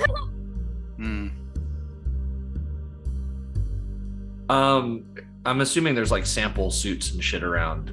Oh yeah. Harold looks around. Does it look like good, or is it like ooh? Immaculate? It's astounding how fantastic Really? these fabrics are. Like God, completely silken suits. You find like even points of lingerie in a corner. You find a nice like almost identical, if it weren't for the cuffs, to the suit that Harold is wearing, as the cuffs have been pulled back and sewn to about half length on the arm. And Harold self-consciously goes to a point on the sleeve where it looks like it's been unsewn before. It's very, very, very nice fabrics. Really? This is like this stands out like on a place on the docks where it's Absolutely. Okay. Bewilderingly so. You sell armor? This would stand out downtown, right? Like this would stand out as... This would not stand out downtown because of the amount of stores that are this level of fine. Okay, so it's not like more quality than a really nice downtown shop would be. It's just but on it's the way docks. more quality than what should be here. Right. Correct. Yeah. Okay. It's I better was than thinking you- this was like it's probably like better than you would Ollivanders find in- over in the actual shopping center of like the Fey Courts space, like higher quality in that, but lower than what you would probably find downtown, if not the same as what you would find How are the downtown. price tags compared? Comparing they the like- price tags? Suspiciously cheap? Pip, how often does Pip go looking at expensive clothes? I don't Hey. look at expensive clothes, but I do look at a lot of cheap clothes. That's fair. I'd say they're probably priced. Make a think. Let me check something real quick. what would Harold think about the prices? We'll get there. You don't This is know Pip's time to shine. I'm a Your shopper. money is funny. Your understanding of money is bizarre. Let's see. Come on.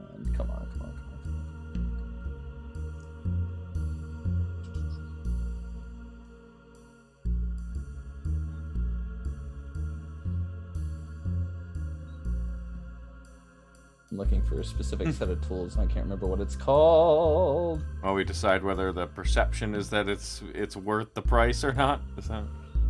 Yeah, basically. We'll call it, since I can't find what I thought I was looking for, we'll call it, anybody proficient in Weaver's tools? Nah, leathers workers for me. Just tinkers and thieves. I have no tool proficiencies whatsoever. Veda. Veda? No. I mean, unless like we count like sewing stitches. No. I'll allow an insight check from Pip. Veda would probably know this the difference in quality of goods better than Harold would in terms of price, because she's a bit more down to earth. No, based off the interaction that she had with Anita whenever they first went shopping, it seems like she's very shy. She doesn't really go shopping. Yeah. Mm-mm. Yeah, that was a 13 for Pip. I'm just thinking, if the expensive clothes are cheap, perhaps they're stolen. They aren't cheap per se. They are a little bit overpriced, even, especially for a shop in the docks. Mm. Wilhelm is just focused on this young lady who's at the counter. So while we wait for Dimitri, how long have you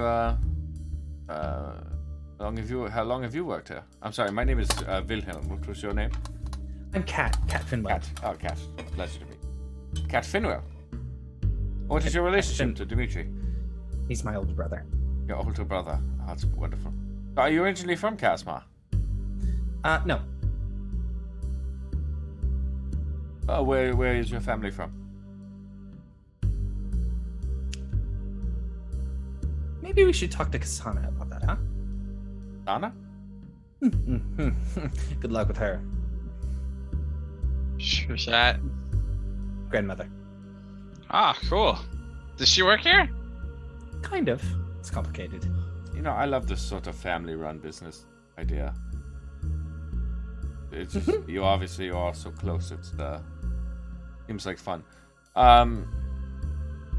Great. Well, how long is you guys? As you are asking this question, the door opens, and a broad-shouldered half-orc with his one tusk kind of shorn off, and you can tell he doesn't quite have that ear that Cat does, dressed in the nicest suit you've seen in the place so far, with a golden lining across the lapel down to his stomach, as he just steps out and just goes, "Good evening.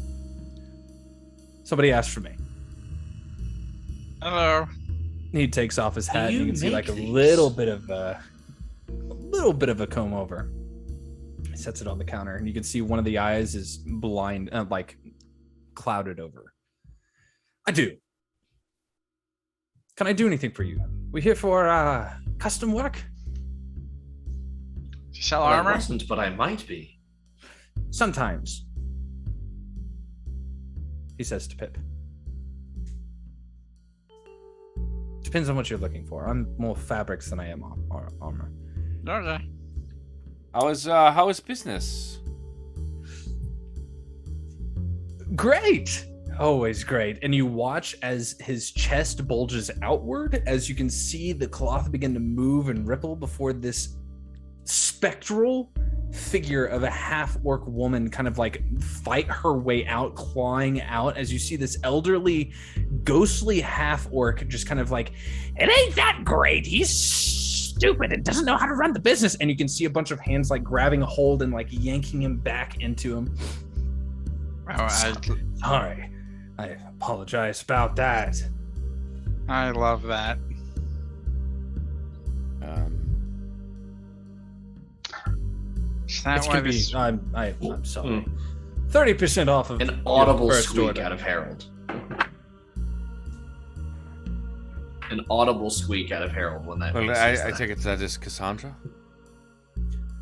That was Kasana. Kasana. I'm sorry. Yes. And be careful saying her name too much; she'll come back out again. So how did that happen? Why did you trap her in your fabric? I didn't, and it's not in my fabric. You said you made it. He taps the side of his head where that clouded over eye is. He says, "They watched through me, my ancestors." Okay. Have they always done that? Yes. It's very infuriating. I see. You should try having your entire family in your head. Well, if you spend one of those tries days, very hard to be so. There's worse things you can have. Actually, all of us have a bit of that going on, to be honest with you. And you watch as his face like falls mid conversation.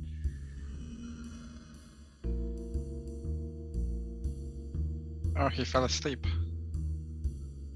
Ah, Do you have narcolepsy? no. Cataplexy? He like whispers to himself. He says, "I really wish you wouldn't do that, grandfather."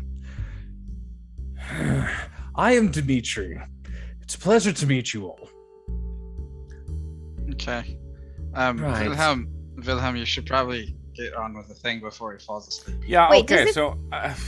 Is this a different man than just had spoken to us? Yes. I can see this is going to be just as interesting as speaking with Irvin, who sent us.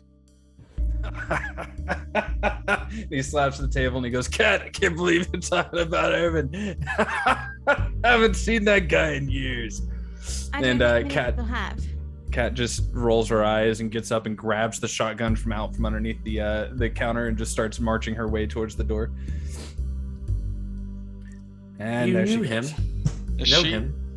Is she covering our exit? Is she not going to let us leave? No, she's going through the back door that he came through. Ah. And he just says, yeah, he's my brother. Adopted, of course. Adopted brother. Great. So, been in Well, I've heard Kasmar about it. long? In a sense. I've heard you all are from the old country, if you catch my drift. So it's changed a lot in the last few centuries, yeah? He leans against the counter.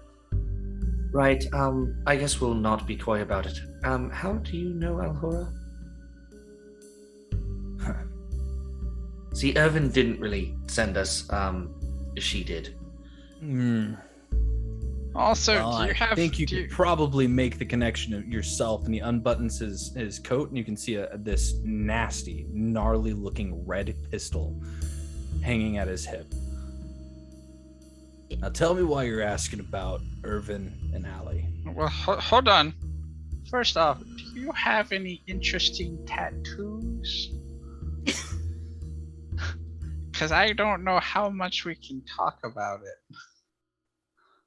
It's I wish I could say that's a first. No, not currently. Currently? It's complicated. Surely you can understand. Do you know what we're talking about? You're gonna have to answer my question first. Yeah? Do you visit somewhere once a month? Nope. Shoot. But you used to. Yeah. Nope. You have. You've Right, never been. So your friend killed me on accident. It was quite an accident, I believe. Which one? I think. Allie, as you called her. Yeah, my mistake. Truly, I probably deserved it. She killed me. She apologized and told me I should find you, and that's where we are. He sits down behind the counter.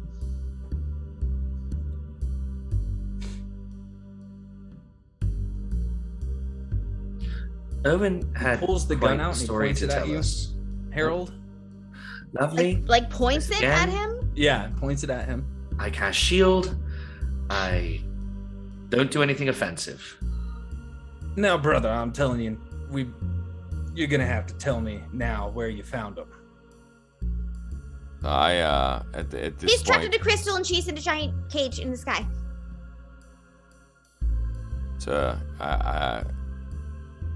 Please don't shoot us. Does anything happen to her? So I'm very confused. Nothing. Owen knew exactly where to find you, but it appears you didn't know where to find him. Burning my spell slot. I'm going to do that like power move where I just step in front of Harold and put the barrel to my chest. Oh. So you see here, Dimitri, we are intimately connected with your friend Allie. My question is, what are you to her? If you'd like to know who we are, yes, we work for an organization that is aware of her existence and is actively seeking to protect it. If you want to know who I am the current host for the Burning Hate. So if we could just answer some questions and maybe figure out if we're friends here, or whether we should all start shooting. And while his focus is on Wilhelm, Pip would like to disappear. Make a stealth check. Okay. Let me pull up 21 the sheet real quick. 21. That was a poor roll, but not too bad. That's a poor roll, a 21? Yeah. He's a rogue with presumably expertise true. in max dex. Where are you gonna hide? So I'd basically like to slip below his eye line and then circle around behind him. Since no one else is in the room, he's focused on Wilhelm. Up his Basically butthole. slip below the desk eye line level, and just kind of. As you do, you watch a face come from his neck, like a ghostly face come from his neck, and then a hand come from his shoulder as an elderly, thinner elven man comes pouring out of his shoulder and just gives you a little. I just wink. Now that I'm spotted, might as well still go where I'm going. I just won't touch the weapons.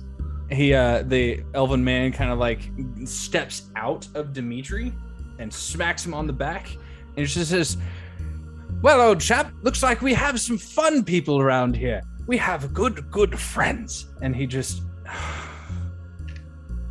he drops the gun off of your chest and sets it down on the counter. Thank you. Right, I am very glad not to be killed by you and your friend in the same week. I'm very glad not to kill you. Same. I'm assuming you're going to be able to tell me where to. I'm assuming you're going to be able to tell me where to find my brother. Yes, It's a complicated answer, but yes. I think so. At least half of him. Cool. And the elderly man just kind of gives a nice skip hop across the room over towards Pip, just kind of like watching him over the top. Right. Unfortunately, So- I don't know when the last time you saw him was. He's a bit stuck. Yeah, that makes some sense. He's currently imprisoned. Half of his body is trapped inside of whatever this is. Imprisoned might be a strong word. I don't Maybe think do it anyone. easier next time. Yeah. Yeah. I don't think any one particular bureau or being or whatever is imprisoning him. More like someone abandoned a bear trap and he got stuck in the bear trap to end all bear traps.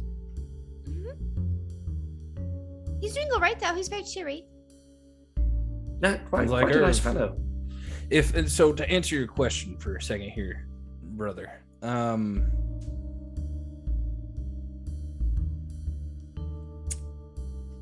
Does this man have a blonde mustache and long blonde hair and wears a bandana?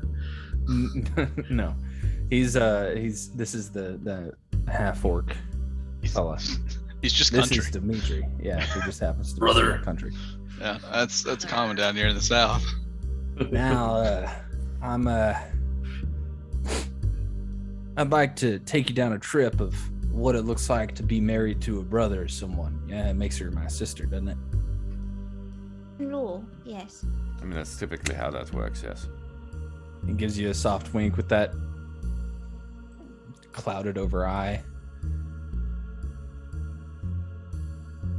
Right. Oh, were you and her? Oh. Were we what? And the She's blushing right now, like they were intimate. Oh no, No, no, by no means was there any of that. That was she's strictly my sister, and I had no interest in her in that way. She was Irv's from the get-go. Okay. Yes, so Irv married to Elhura, and Irv brother of Dimitri. Right. Therefore, Alhura, sister-in-law of Dimitri. Adopted. So, Dimitri, Yes. we've answered quite a few. I'm just reiterating. It's just facts. That's what we do. We've answered many of your questions.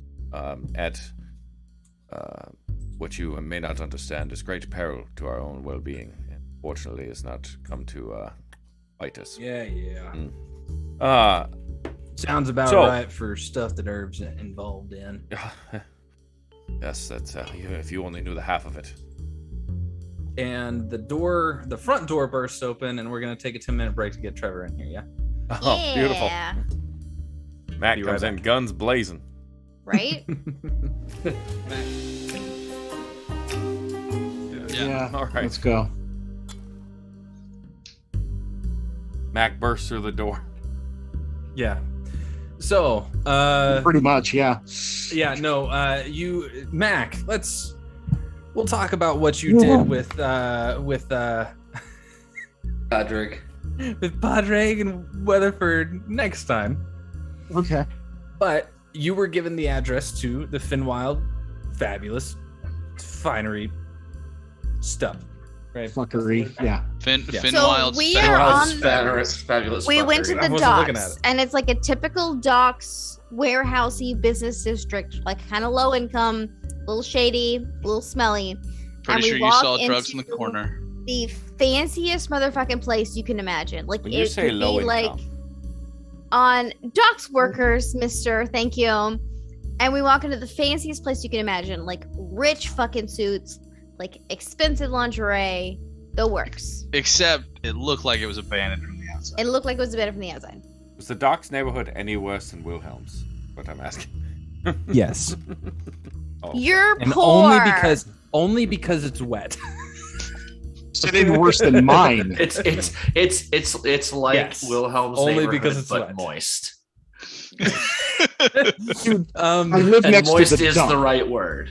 So, Mac, you come bursting into this small shop, just ready for whatever may be coming your way after having already watched Wilhelm die today, gone off and, kind of made your way back away through town to go do whatever it is that you guys did before this. We'll handle it next time. And you see a very, very beautiful, gnarly red gun, just like pistol on the counter. Ooh. In front of Wilhelm, who is standing like up against the counter, like it's pressing against him. Harold is kind of just between on the other Wilhelm's side shoulder, of Wilhelm. Veda is just kind of hovering around for the most part, panicking, like trying not to get anyone dead. And you do not see Pip. But you do see a half-orc fella who is currently sitting in a chair behind the counter amidst all of these fine clothes, colorful variety of different types of clothes, very well dressed, his coat unbuttoned, like gold lining going across like the lapel and across the cuffs and whatnot. He's taken off his hat. He's got a shorn off tusk. Bit of a point to his ears, might have a touch of elven in him, maybe not. It's to be determined. And Wilhelm was about to ask a question when you knock your way through the doors. Where the fuck did everybody? Oh, sorry. I just. Hey, that's a nice. Wilhelm, you can buy that? No. It was pointed at me, but we're good now. Dimitri just grabs a hold of it and. You ain't buying nothing from me. I just kind in of that regard. Stand up a little bit, just tap my thumbs on my revolvers. Hey now, friend, I wouldn't really be pulling weapons on my buds here. You understand? Well, I'd like you to understand that maybe they were asking questions that I didn't enjoy. No, but you still have yet to answer any of them. So, so can we get to that part? Answer? What did I not answer? You asked how I knew Irvin and Allie, and he asked me like my relation to him. I told you. What else were what are your other questions? But relation is a strong word. I didn't mean I obviously assume if he is your brother, she is married to her. I get that part. What I want to know is, What is your opinion Hi. of our friend Alhura? Hi. Smart motherfucker. What I'm sorry. What do you know of what happened? In regards to, there's a lot of stuff that's happened. The fact that we are in a crystalline object of some nefarious make, partially due to something that Alhura has done, and also the fact that your friend is in a thing. Right. Don't worry, Mac. For some reason, we seem to be okay here. I was just gonna say, Harold and you and everybody's talking like this. I was waiting for both your brains to pop. Right. Mm-hmm. So I can say something like, "We're all trapped in a big crystal by a lich." Okay, cool. That's a heavy word for such a sweet girl. Hey, I'm just saying what I'm told. As he says that, you see the chest bulge outward again. For those of you that have seen this, as this ghostly figure crawls her way out onto the counter, like grabbing hold, and is like shaking a cane in your direction. As this elderly woman of a half orc just goes, "You better stay nice about Alhura. She's a sweet girl. You better shut your mouth before I get out there." And you can see the hands begin to like wrap around her mouth and like pulling her back in, the ghostly hands. She's like, This is amazing. This is amazing. This is Like the coming out of the best same thing body? ever. Yeah. Oh my god, I love it. I've known this woman. Same. And her family trying to shut her up. So, Did y'all I am just... this woman. Yeah, everyone just saw that, right? Right, we've become a bit accustomed to it in the past few minutes. What the fuck? You see another His ghostly ancestors figure live stand inside up. of him.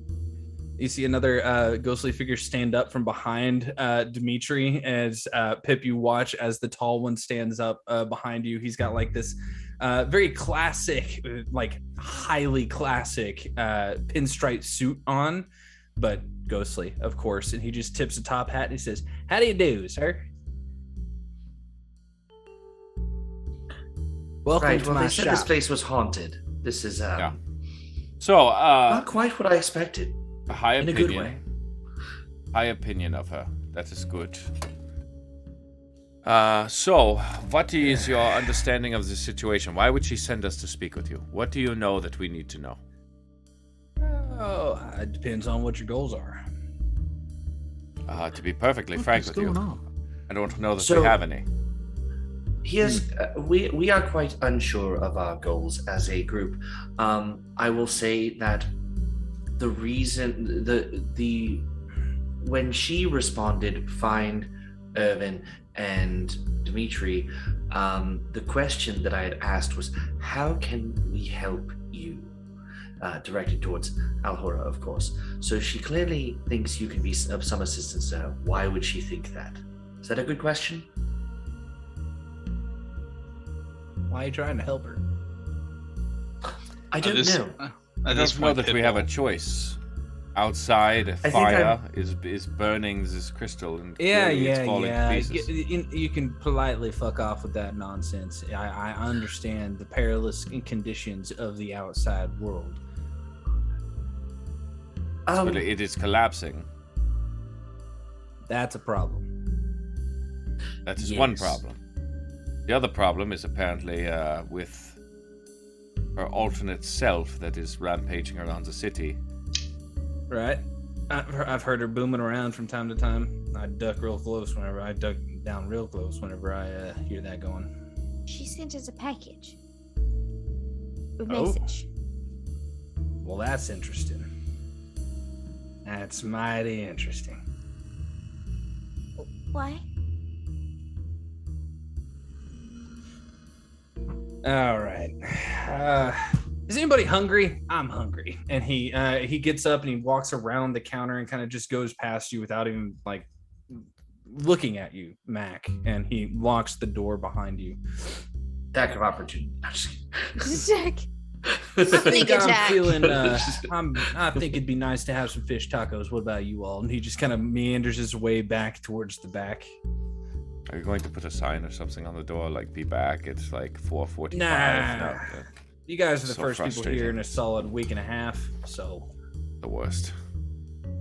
we're look. Yeah, you see fish all the- tacos. No, it's fine.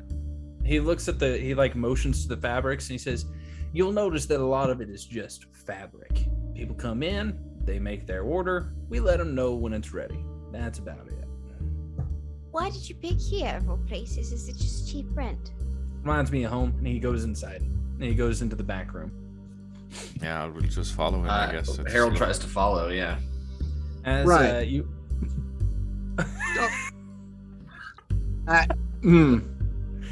As you all follow him into the back room, you find yourself in a decent-sized kitchen with a small island in the middle, but it's all like mediocre appliances for the most part. Subway tiling behind the behind the oven, so on and so forth. And as he steps in, he sits down at the table that's set for 12,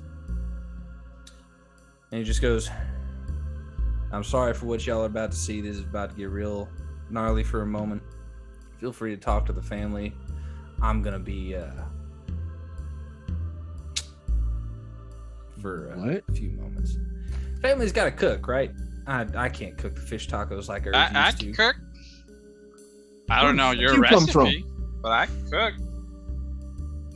And Where- the ghost what man the- kind of steps through Pip as he steps in and just goes, "Oh, I suppose I could cook." And he whistles real loud, and you watch as Dimitri's form just goes slack over the edge of his chair as these just numerous amounts of ghosts just start What the?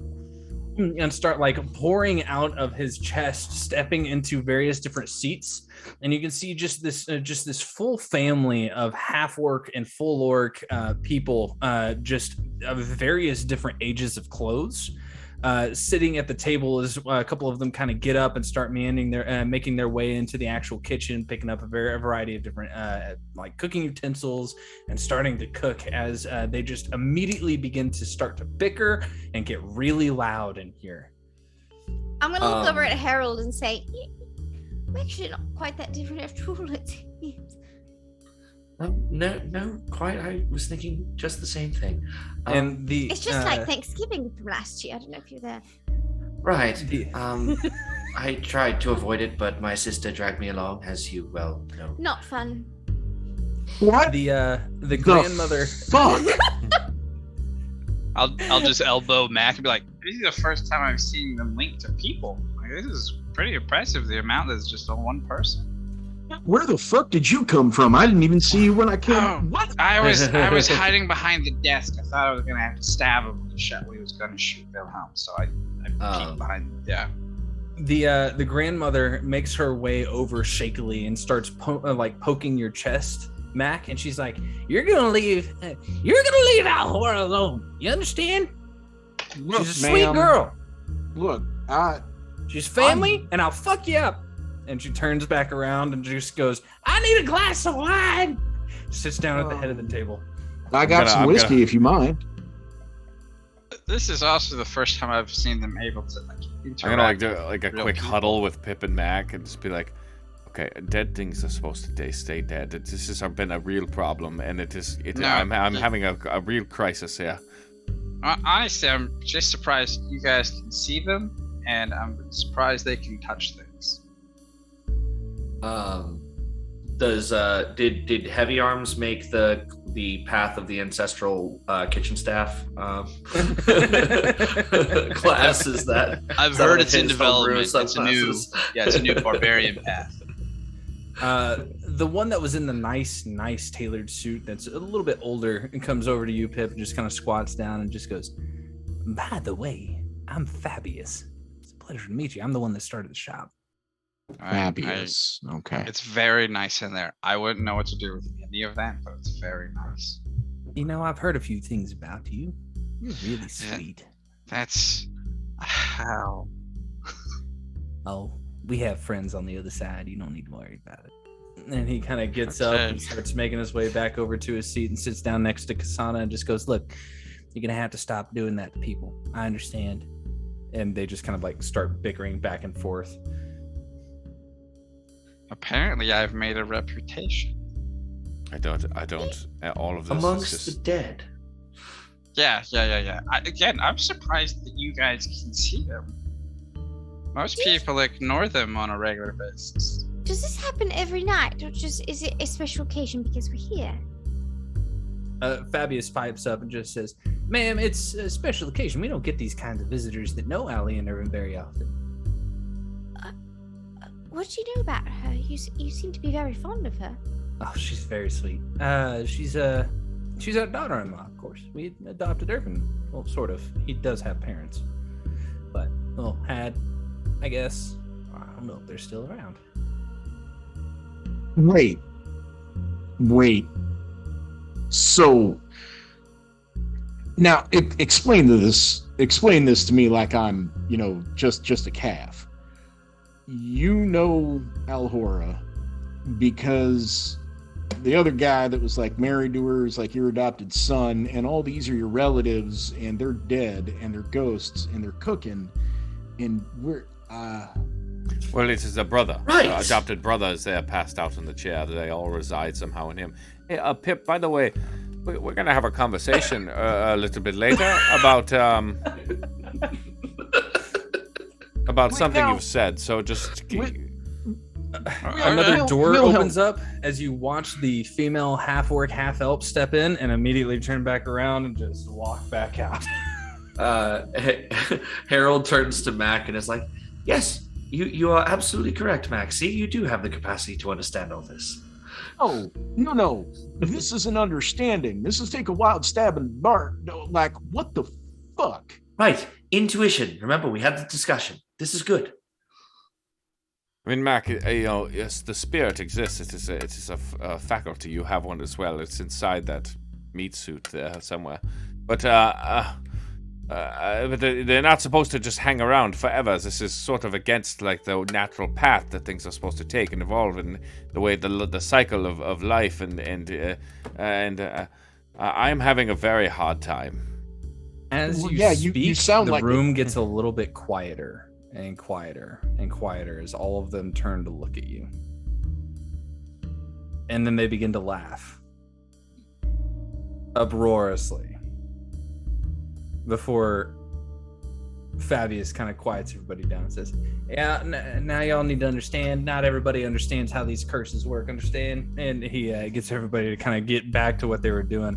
And he just kind of leans on the table. He says, "Now, sir, you need to understand, family curses are hard to break. When that one dies," and he thumbs over at Dimitri, "he's coming in as two. He's coming with us. He's gonna be over there in the one that just left the room." I mean, most curses, it is relatively simple to lift. I don't. We've tried. Yeah. It doesn't really ever seem to work. It doesn't ever seem to stick. Turns out that one, and he points over to Kasana, that one's pretty stubborn. Right, now we're talking curses. It's quite nice that you're all together. It is. It's annoying. I would like my family to, if they like each other, to stay together forever. I want you to take a moment, and I want you to think real hard about having your sister in your head 24/7. I'm just gonna lock eye contact at Harold, like, oh god. Yeah. It's just, ooh. Oh, we both have awful sisters. No, I have a good sister. I have one good sister, one awful sister. I have awful brother. God, if that dick was in my head all the time. I am I only. don't understand how you're just all glossing over this. What the fuck? And Mac, we've seen quite a bit in the last couple of weeks. This is actually not the strangest thing we've seen. Even in the last day or so, we did just see our friend get stabbed by nothing and fall to the floor and find out that nothing was actually his roommate / imaginary friend / like God. I mean, it's clearly not an imaginary friend. We get that at this point, right? It wasn't nothing. You just couldn't see it. Right. Yes. And I have dealt with Just spirits describing before, the situation but as it happened. typically less pleasant ones, and usually they require evacuation. Exercise. Another man, kind of standing a solid 8 foot tall, looks over at your in your direction. Fearbowl, which is a bit odd, kind of meanders his way over and just says, "Now, would any of you like a drink? We've got cola, we got bourbon, we got let me check. Yes, please. Water, Please. Navasa, That'd be great. Lots of bourbon, please. bourbon." And we've you only know, got a you little give me. bit left. Well, I was gonna say you give me a tipple of yours. I'll share mine and pull out my flask. I'll leave it for Dimitri, because then maybe I'll actually get to try it from the Mitya. Dimitri's the if, one unconscious Passed out that over you all- there. Yes. You all came out. Yeah, all right. If Harold sees like the bottle of whiskey they're pouring from, is it like high quality? Very much so. Oh, I've seen this. I've heard it's to die for. And he looks at all the ghosts, hopes for a chuckle. They all get quiet, and then they laugh. And a rather large, kind of like rough and tumble one, like comes over and like grabs you around the neck and like nuggies you for a second. And goes, "I like this one. He's a good one." So, is anyone actually aware of what happened to Alhura? Everybody in the room says, "Yep, yes, sure," and a variety of different voices. Would anybody care to calmly and in detail explain what they know? You're gonna have so to that wait we until may try- dinner's started, son. Kasana says. And That is entirely fair. As she says that, a younger half-elven woman kind of makes her way over. You can see that she has like a darker jacket on, sets a massive platter of fish tacos down, and they just all the ghosts come over to the table and kind of, and then they all just kind of one by one back into Dimitri. Oh my god, it's like Kasper. But like a bunch of them. Or they're like eating, but it falls through, so they're not actually eating. Oh, They're not eating; they're just taking. I love that deep scene whiff. as an autistic child. Oh yeah. It's just delicious. And Dimitri just kind of like opens, kind of bats his eyes a couple times. You can see that blind eye kind of. Oh boy. All right, what I missed? And he looks up and he goes, "Oh, tacos." He takes a couple and sets Your them on his family plate. is delightful. I really like them. I'm glad you enjoy them. You can have them. Sets a plate, 4 or 5 tacos on. It's just, by all means, have a seat. So, like, I they can't eat, but you eat for them, and then they taste it through you, right? Kinda, yeah, sort of. They're more for smells these days. Taste buds are kind of shot from all the whiskey. Right. Remind them not to go around the police department. Jason, if you're trying to talk to us, you're muted, buddy. Considering the condition, the sheer volume of relatives you have is startling and raises a lot of questions. I'm sure it does. I mean, for you in particular, like there's zero privacy. I mean, you catching my drift, and then I mean, we're If I really significant- need the privacy, I just close this eye, and there we're good. And I don't want to go down this road, but my mind just keeps going there. Perhaps an eye patch would help? I tried it. It didn't. As long as the eye is open, they can reach up and just flip that fucker back up.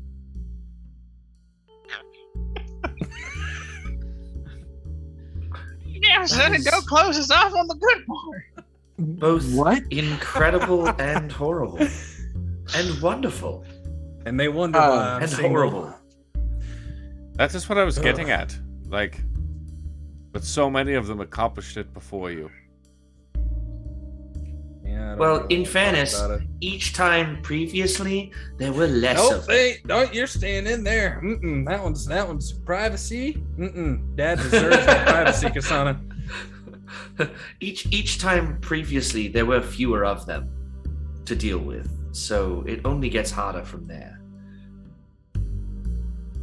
So you open your eye, and that allows them to come out? And he opens it back up, and the elderly one comes back out and says, "You're starting to catch on, son." And pops back in.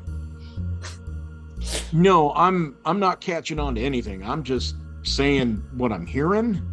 Yeah, to I'm hopefully not going to say what I'm hearing. What? Oh, in your Nothing. because they're talking. Oh, Jesus. Well, again, this has just been delightful, and it was really just an absolute pleasure to meet your entire ancestral line. Anyways, so the sky is falling.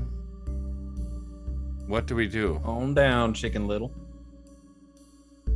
Wait a minute. That purple thing that what's his name had? That's part of the.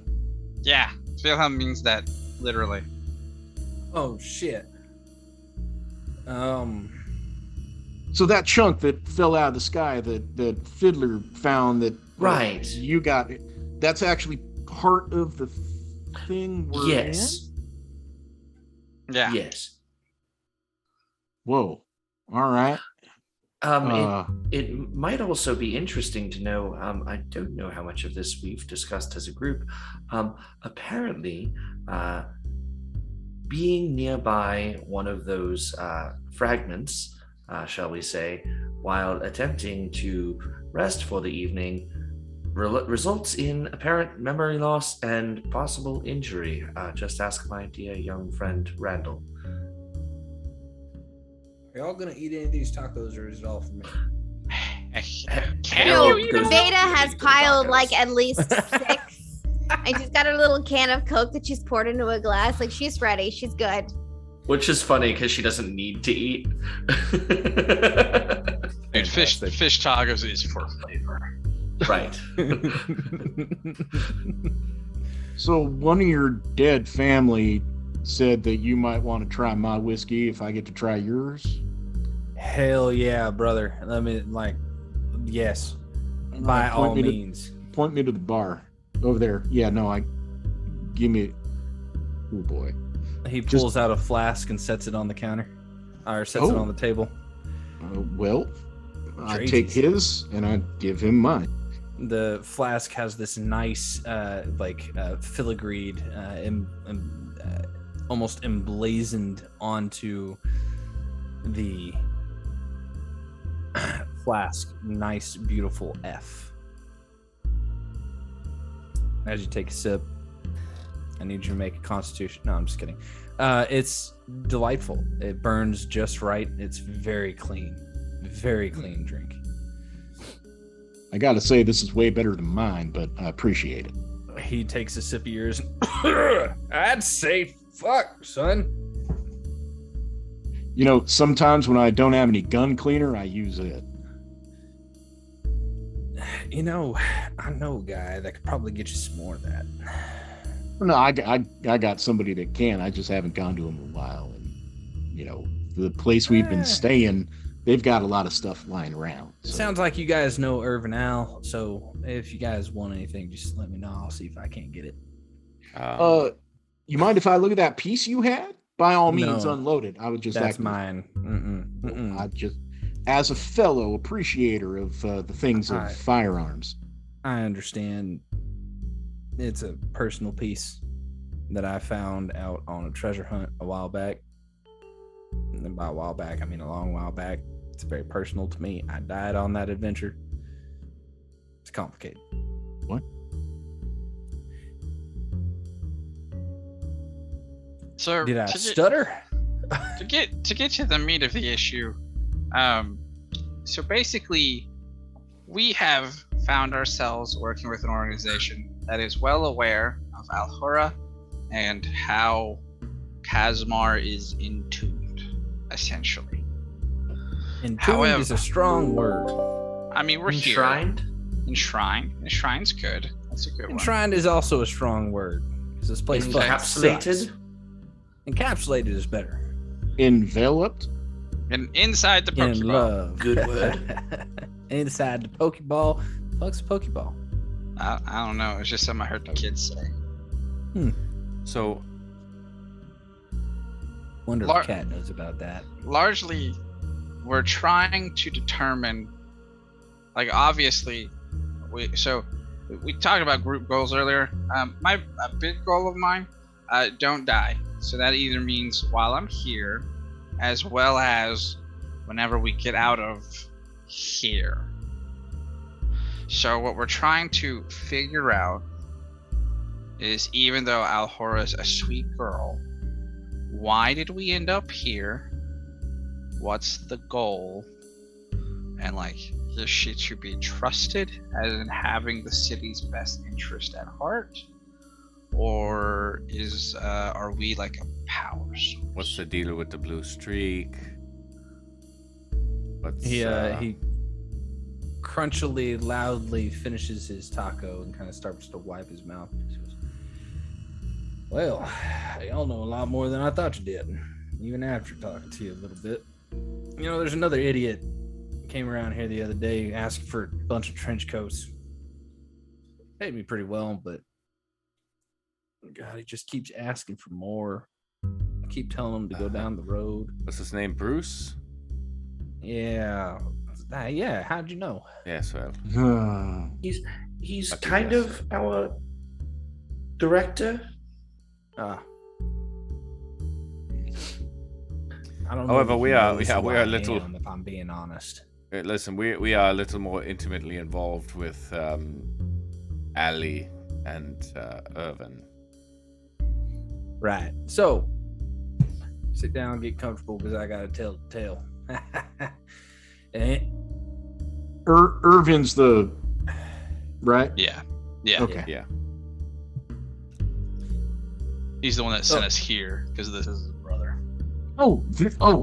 Sir, I was never introduced. So you're Dimitri. So, and we talked. My apologies. Yes, Dimitri Finwild. He puts out his hand. Take it, Mac Belmont. Nice to meet you, sir. He kind of holds it a little too long, so he just kind of eyes you for a moment with that clouded eye. I'll just give it a little squeeze, just a little one. He squeezes a little bit back and just releases.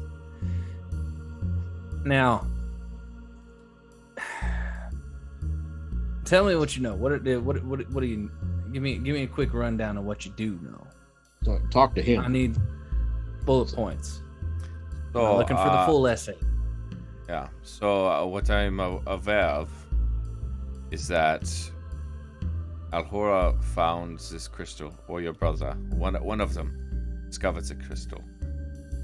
They attempted to get rid of it, but they found that the things coming out of it were people, or something. That upset, and I'm not certain how familiar you are with Alhora's friend, the one that spewed, the fire one. Anyways, okay.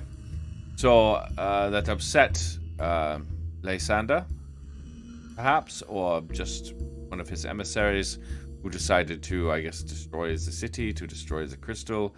She did something to perhaps protect us. It has instead ensnared all of us. What did we go with? Encapsulated all of us inside of it. And she has now fractured herself into multiple versions of herself, one of which is running around in a mechanical suit of magical armor as a vigilante, blowing things up. And yeah, that's about where we're at. We also know that it is the crystal we're inside is starting to break down, and that it's not at a constant rate, so it could be speeding up, it could go slower some days, but things are getting kind of hinky. We think she might be breaking down. I think she might be down. That's not entirely inaccurate. She is quite stressed. I had the pleasure and somehow displeasure of the ability to have a brief conversation with her.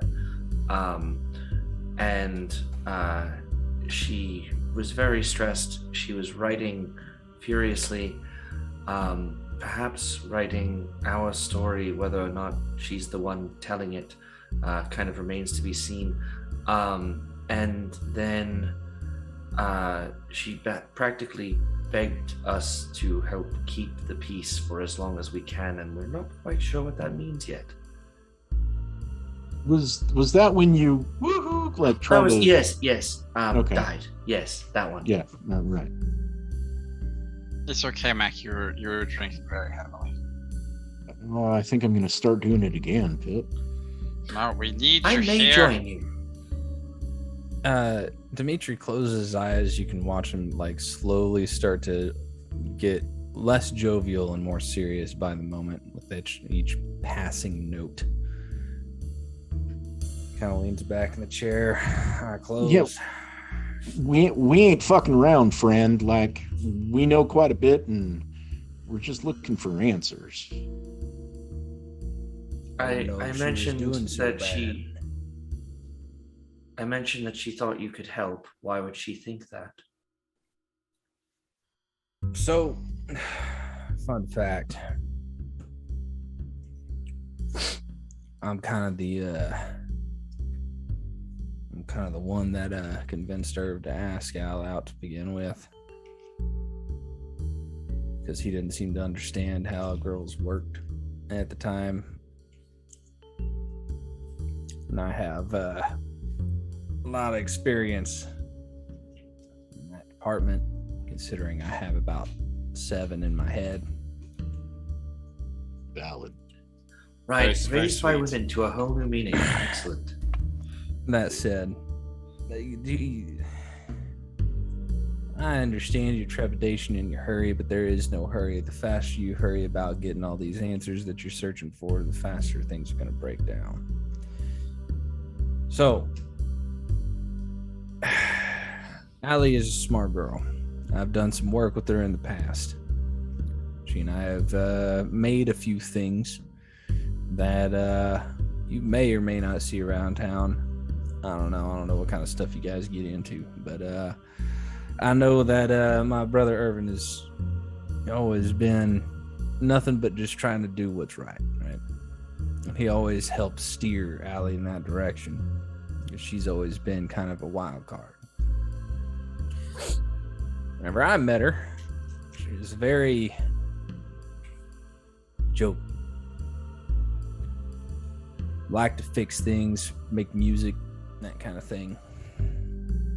Big into jazz for some reason. Fucking hate it. Fucking tired of it, frankly. Hey, now, jazz ain't so bad. It is whenever you've heard it for the last 500-600 years. Oh, wait, what? So, well, theoretically. So, here's the deal. Here's what happened. The finality of it all, the actuality of what Allie's plan was with the phylactery. Now, we weren't sure it was a phylactery at first until we started freeing souls.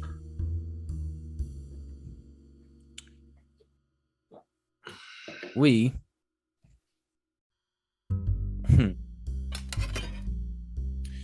came to Kasmar. I was already here on the... I'm gonna just be straight with you guys. If you ever need anything, you let me know. Okay? That's all there is. That's all there is to it. I'm a procurer of curious artifacts on top of handling all sorts of nice finery, nice clothing. I'm a great tailor to your needs. That said, I was already here working a job, taking care of some business. My folks had kind of left for me.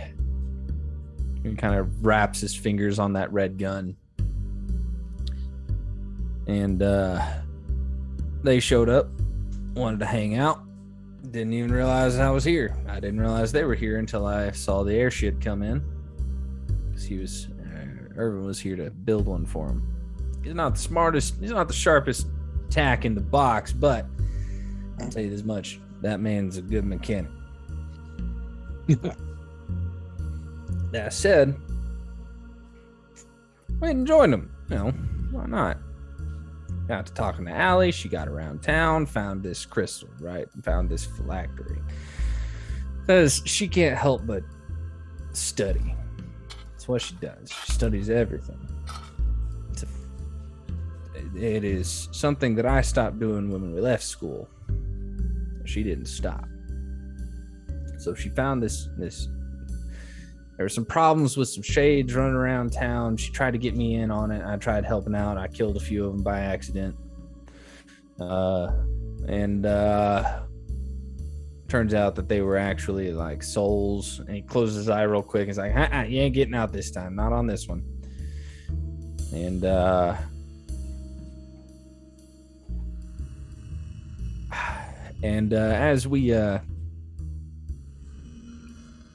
as we started probing in, getting a little bit deeper, my folks started talking to folks on the inside. Turns out that it was an old phylactery of someone that decided to no longer be a lich at some point. And so we were trying to figure out a way to free these souls, but I don't exactly know the details of what all was going on in regards to whatever this thing was that was coming. She said that someone was coming to blow us up. But she said that they were pretty big.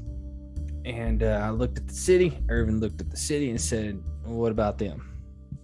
She said, they are not safe.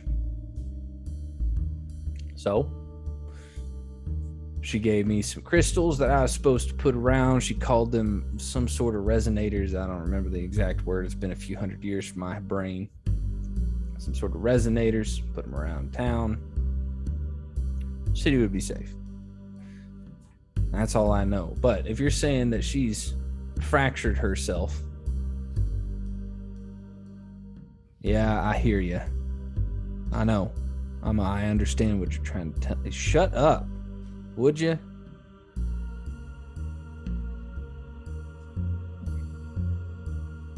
A single soul wasn't meant to be fractured like that.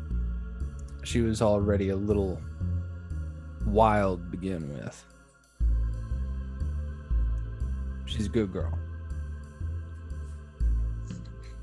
And if there's something running around inside here that isn't part of the rest of her,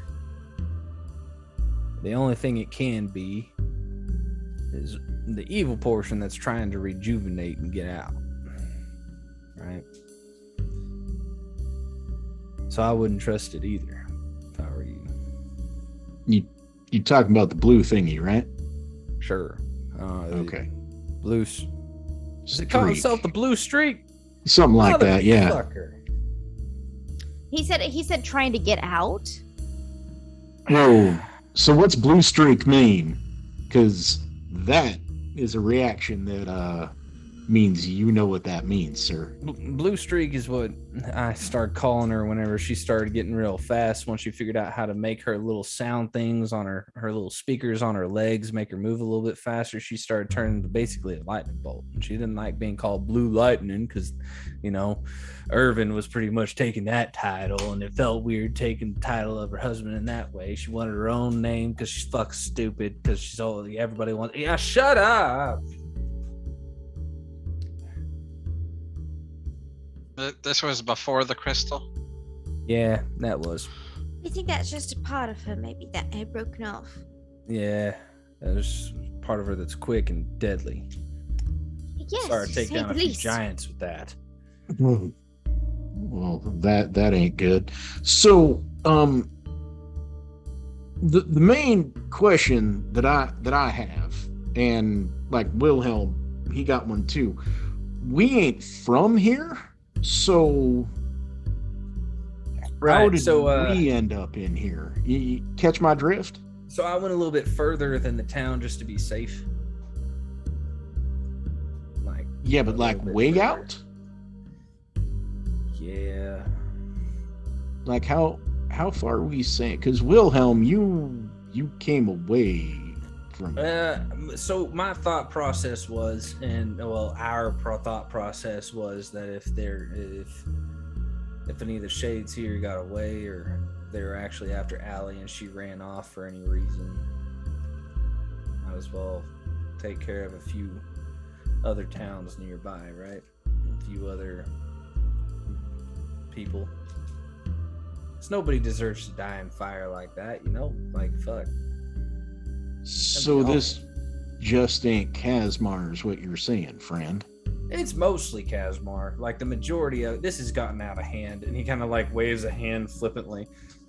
This whole city has grown absolutely fucking bonkers huge. It used to be fairly small.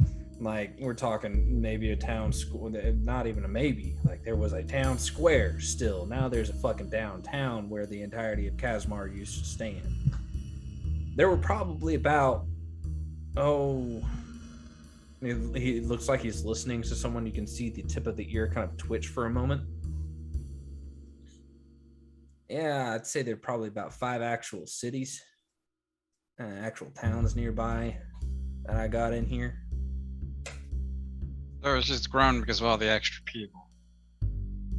Yeah. Exactly. Is that why it's breaking down? Because you all set it up to hold just so much, and so now it's only supposed to last about 10 minutes. We're only supposed to have about 1,000 years in here in total. What? Yeah. So like the time dilation thing, it's like the expectation of the fire was only supposed to be about 10 minutes. In the real world, gives us about 1,000 years in here. What happens to everyone that was created in here once the timer runs out? Well, so that was the idea initially, was to find some way to actually harness the souls that were there while not destroying them enough to allow us to make like this centrifuge of safety, right? Make it to where like this space was safe.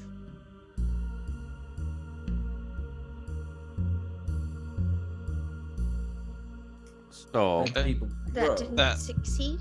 That was the goal. What happened? how long has it been? About 500 years or so. So everybody else Thanks, gets about 150 years, but you have maintained through. Yeah. And he kind of gets up, taps the table awkwardly for a moment, goes over to a liquor cabinet, opens up the doors, and you can see this large blue, like almost cyan crystal, just held in place by this network of cables and wire frame. As he kind of opens up both parts of the cabinet, you didn't even realize that the bottom half was able to open in that direction. And he just kind of like tinks it, and it gives off this soft. Yeah, one of the resonators right here. That's what is sustaining your life. It's not sustaining me per se, but it's definitely probably part of the reason why I'm still around. Plain servant as well, because he's sort of. Hey, he's in like a blue thingy. Yeah. Yes. Allie made these, so she's really good at that kind of shit with the chemistry and the crystal making. Sure. What was the? Okay, so the fire was supposed to last on the outside for 10 minutes, right? What was the plan after? You know, we got the circle of safety. 10 minutes passes. 1,000 years in here. What was was a goal to like think of a plan for when you got out? Yeah. Okay. I just haven't been able to go and find Allie or Irv since I got here. We can take you to Irvin. Yeah. Like we talked to him like earlier today. My brain's kind of fried right now. Could also technically take you to Allie. Sort of. Ish. Yeah, there is that. Ish. I want to be very clear about that. Ish. Hello, we are here to solve all of your problems. China.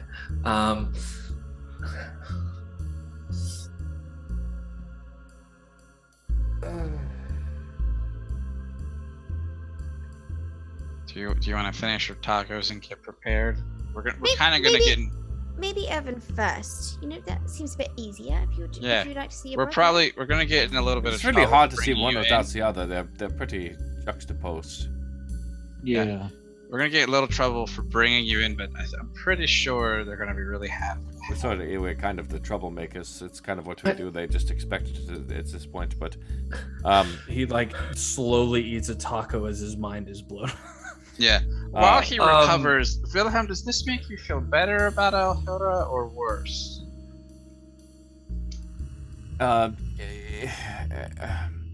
Also, I don't know that we are in the best company to answer any Wilhelm-related questions, but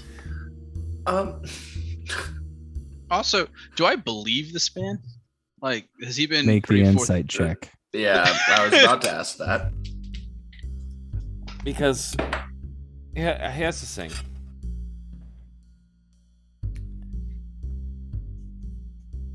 There could be there's multiple reasons now. So if perhaps this is the greater question for all of us: is what is this goal?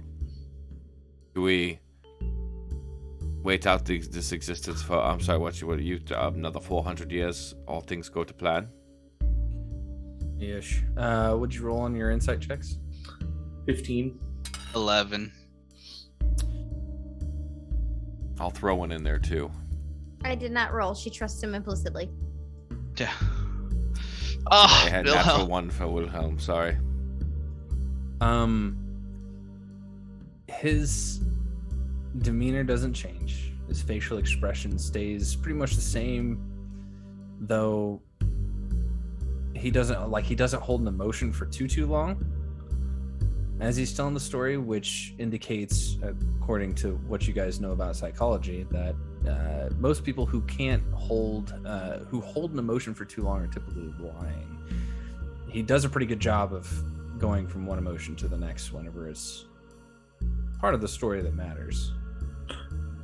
I guess above board, trying to remember back, Bruce has been trying to find this guy and has not been able to. Yep. Right? He said that out loud. Mm-hmm. Correct. And this guy he also goes here all the fucking time. Correct. Well, he's only met the little one. I'm gonna enjoy this. Just yes. So, friend, Dimitri, sorry, not using your name, sir. I'm just kind of sideways on all this. Oh, good. What's the whole relation between the, deadly fire that's going to purge the whole everything and your sister-in-law? Is the fire trying to kill the crystal thingy and we're just kind of stuck in the way? Or no idea. That one's not on me. Right. Okay. Well, yeah, that's my bad. Sorry. When I've looked in the telescope, go ahead. You're the fucking problem. You're the reason why we got the fire coming. Yeah, well, I mean, that's the reason. Wait, what? Unfortunate side effect. It's not his fault. It's his roommate. So you're telling me if I just and he pulls the red pistol out and points it towards your head. No. So you're telling me if I just got rid of all my problems right now, we'd be good for the next 400 years. Is that what I'm hearing? Doesn't even flinch, and he just says, "If it were that easy." But no. So I am slowly pulling my revolvers. Hey now. I got enough bullets for you and everyone else in you. So unlike let's just put these away. Steps in front of Wilhelm, despite the fact that Wilhelm's not scared, and cast shield. So, no. The issue, Dimitri, is that Alhura and Irvin is aware of this, apparently, or not.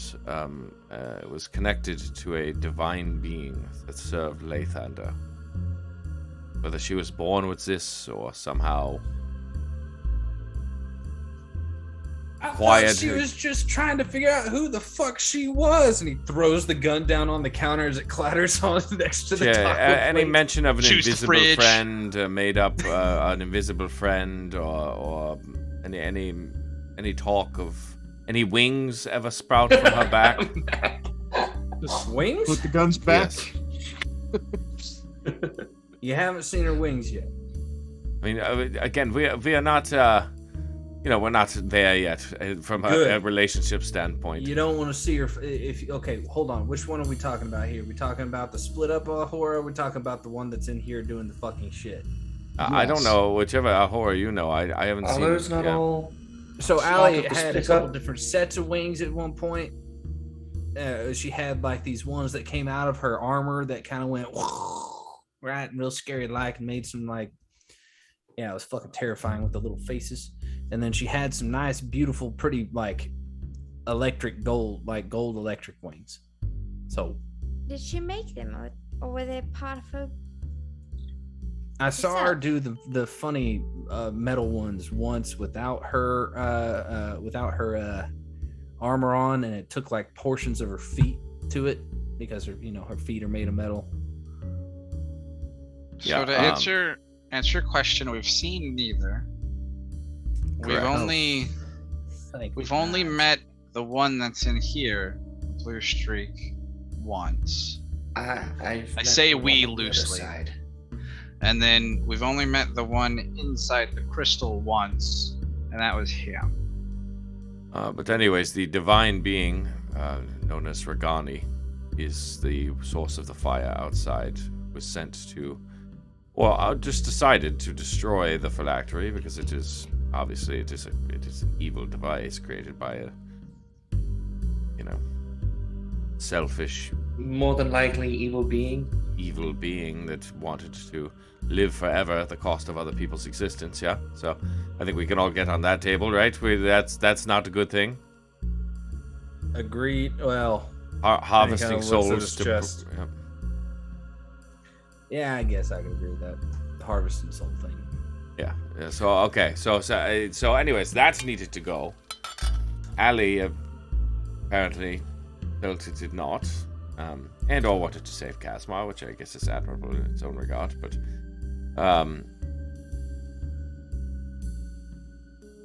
and Ronnie did not care. He did what he was created to do, which was smite evil things. That is the fire.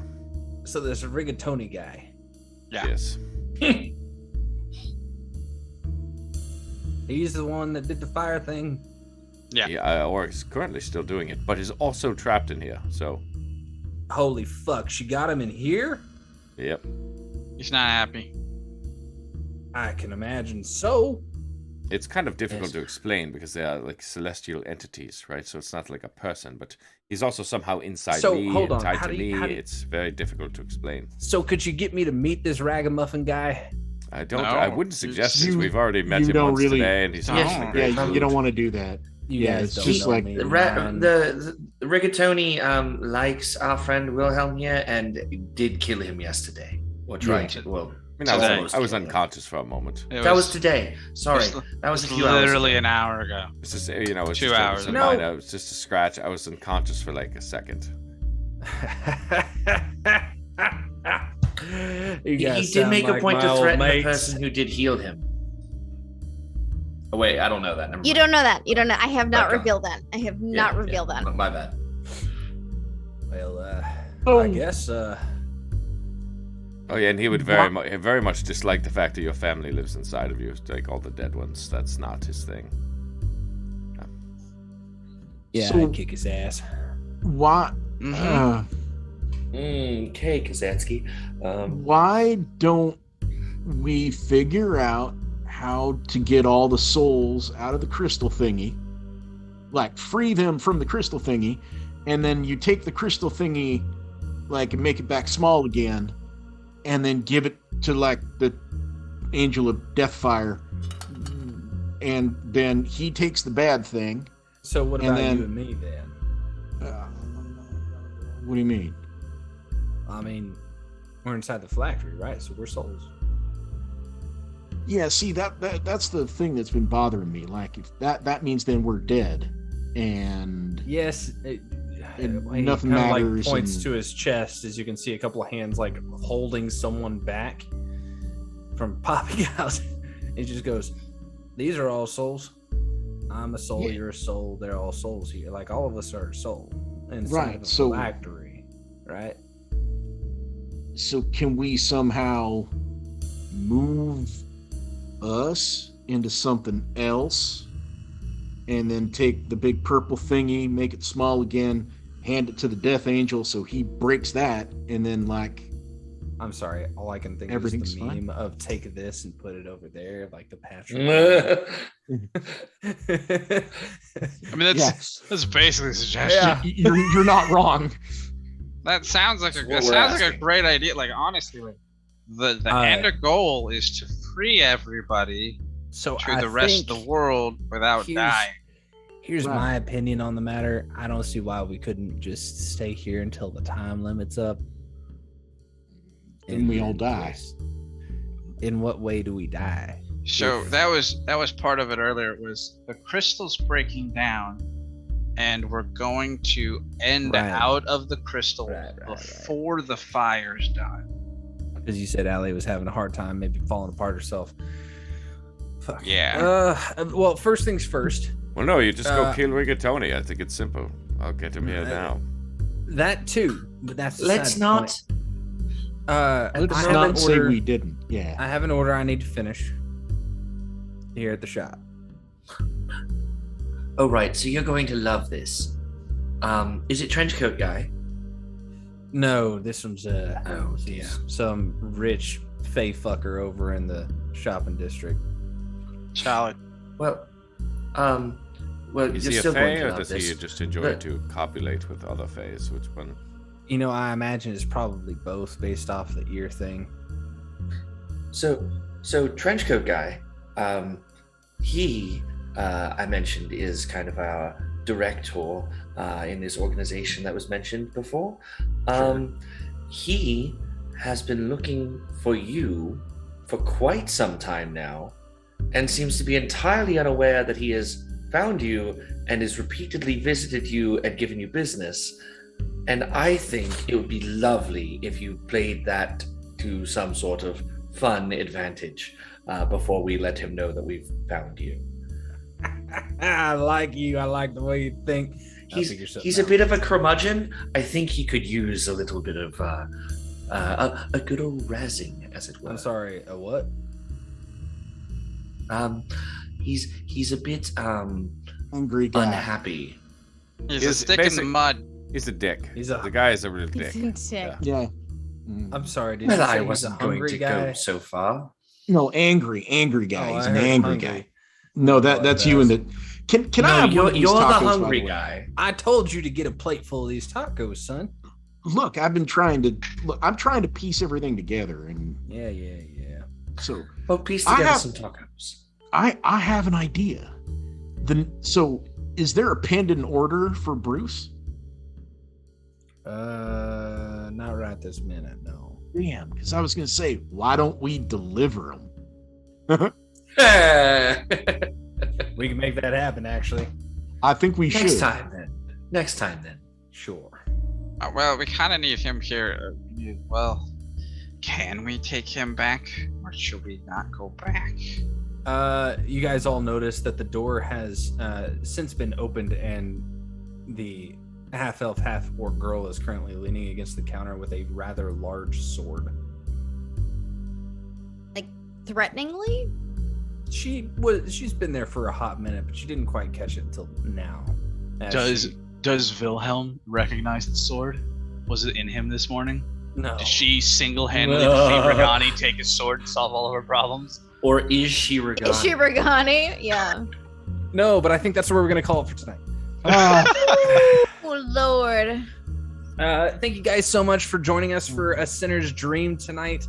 It was a lot of fun to just basically sit back and let them roleplay for me. It was a great first half of the show for me. Make sure that you spend your elf eggs now. Get your 2,000 in for your dice entry. Get your 300 in for your potential side-scrolling sword game thing. Oh yeah, if you haven't gotten the dice entry in, I think Thursday, Plastic Cougars, one of the last opportunities. Yep. Absolutely. Sure is. Scum and villainy. The last day of the month. Yep, definitely go over there, tune in. It's super fun. Look, forgot my mohawk. Oh well. Yeah, Trevor's in that one as well. He plays dice roll. It's Scum and Villainy, which is like a Blades in the Dark system, where they are space punk band trying to take down the man. Yeah, so join us Thursday for that. Be sure, if you have any questions about our sponsors for the night, Foundry, Forge, Heavy Arms, any of the music people, jump into our Discord, ping one of us, we'll get you in, we'll make sure that you're all set up and ready to roll. And we're going to convince Heavy Arms to do the Kickstarter for Path of the Ancestral Kitchen Staff. I could probably do that. Let me message the guy right now. I'm not kidding. Let's see. Hey, we're in the middle of something. Message from after. You're in the middle of an outro. Don't be sending messages in the middle of an outro. No. Act like you've been doing this before. Negative 2 charisma. Act like you've done this before. Charisma. We do what we want to do. All right, so anyway, so the winner tonight is Mark 1. Congratulations, Mark, on Desert War. Enjoy that game. Have a ton of fun with it. For the raid, who is going to roll? Pip. I haven't seen you roll in a hot second. All right, D20. Yep. 12. Wait. That's a. We've had a lot of extremes recently. That's a good middling number there. TikTok filter one shot on Dr. Heels. This is gonna be everybody hang on there. This is gonna be an interesting one.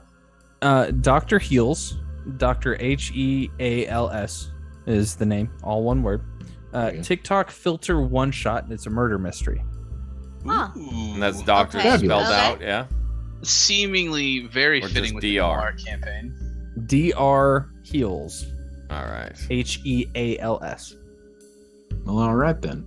So join us in the raid. Get a few hundred more elf eggs, so that way on Thursday you can probably get into the dice entry for our Grimnick dice. Unless anybody else has anything else to say, thanks, and we can always do better. Sorry I'm late. Unforgivable. Your written warning is in your email. Hey. Blame traffic.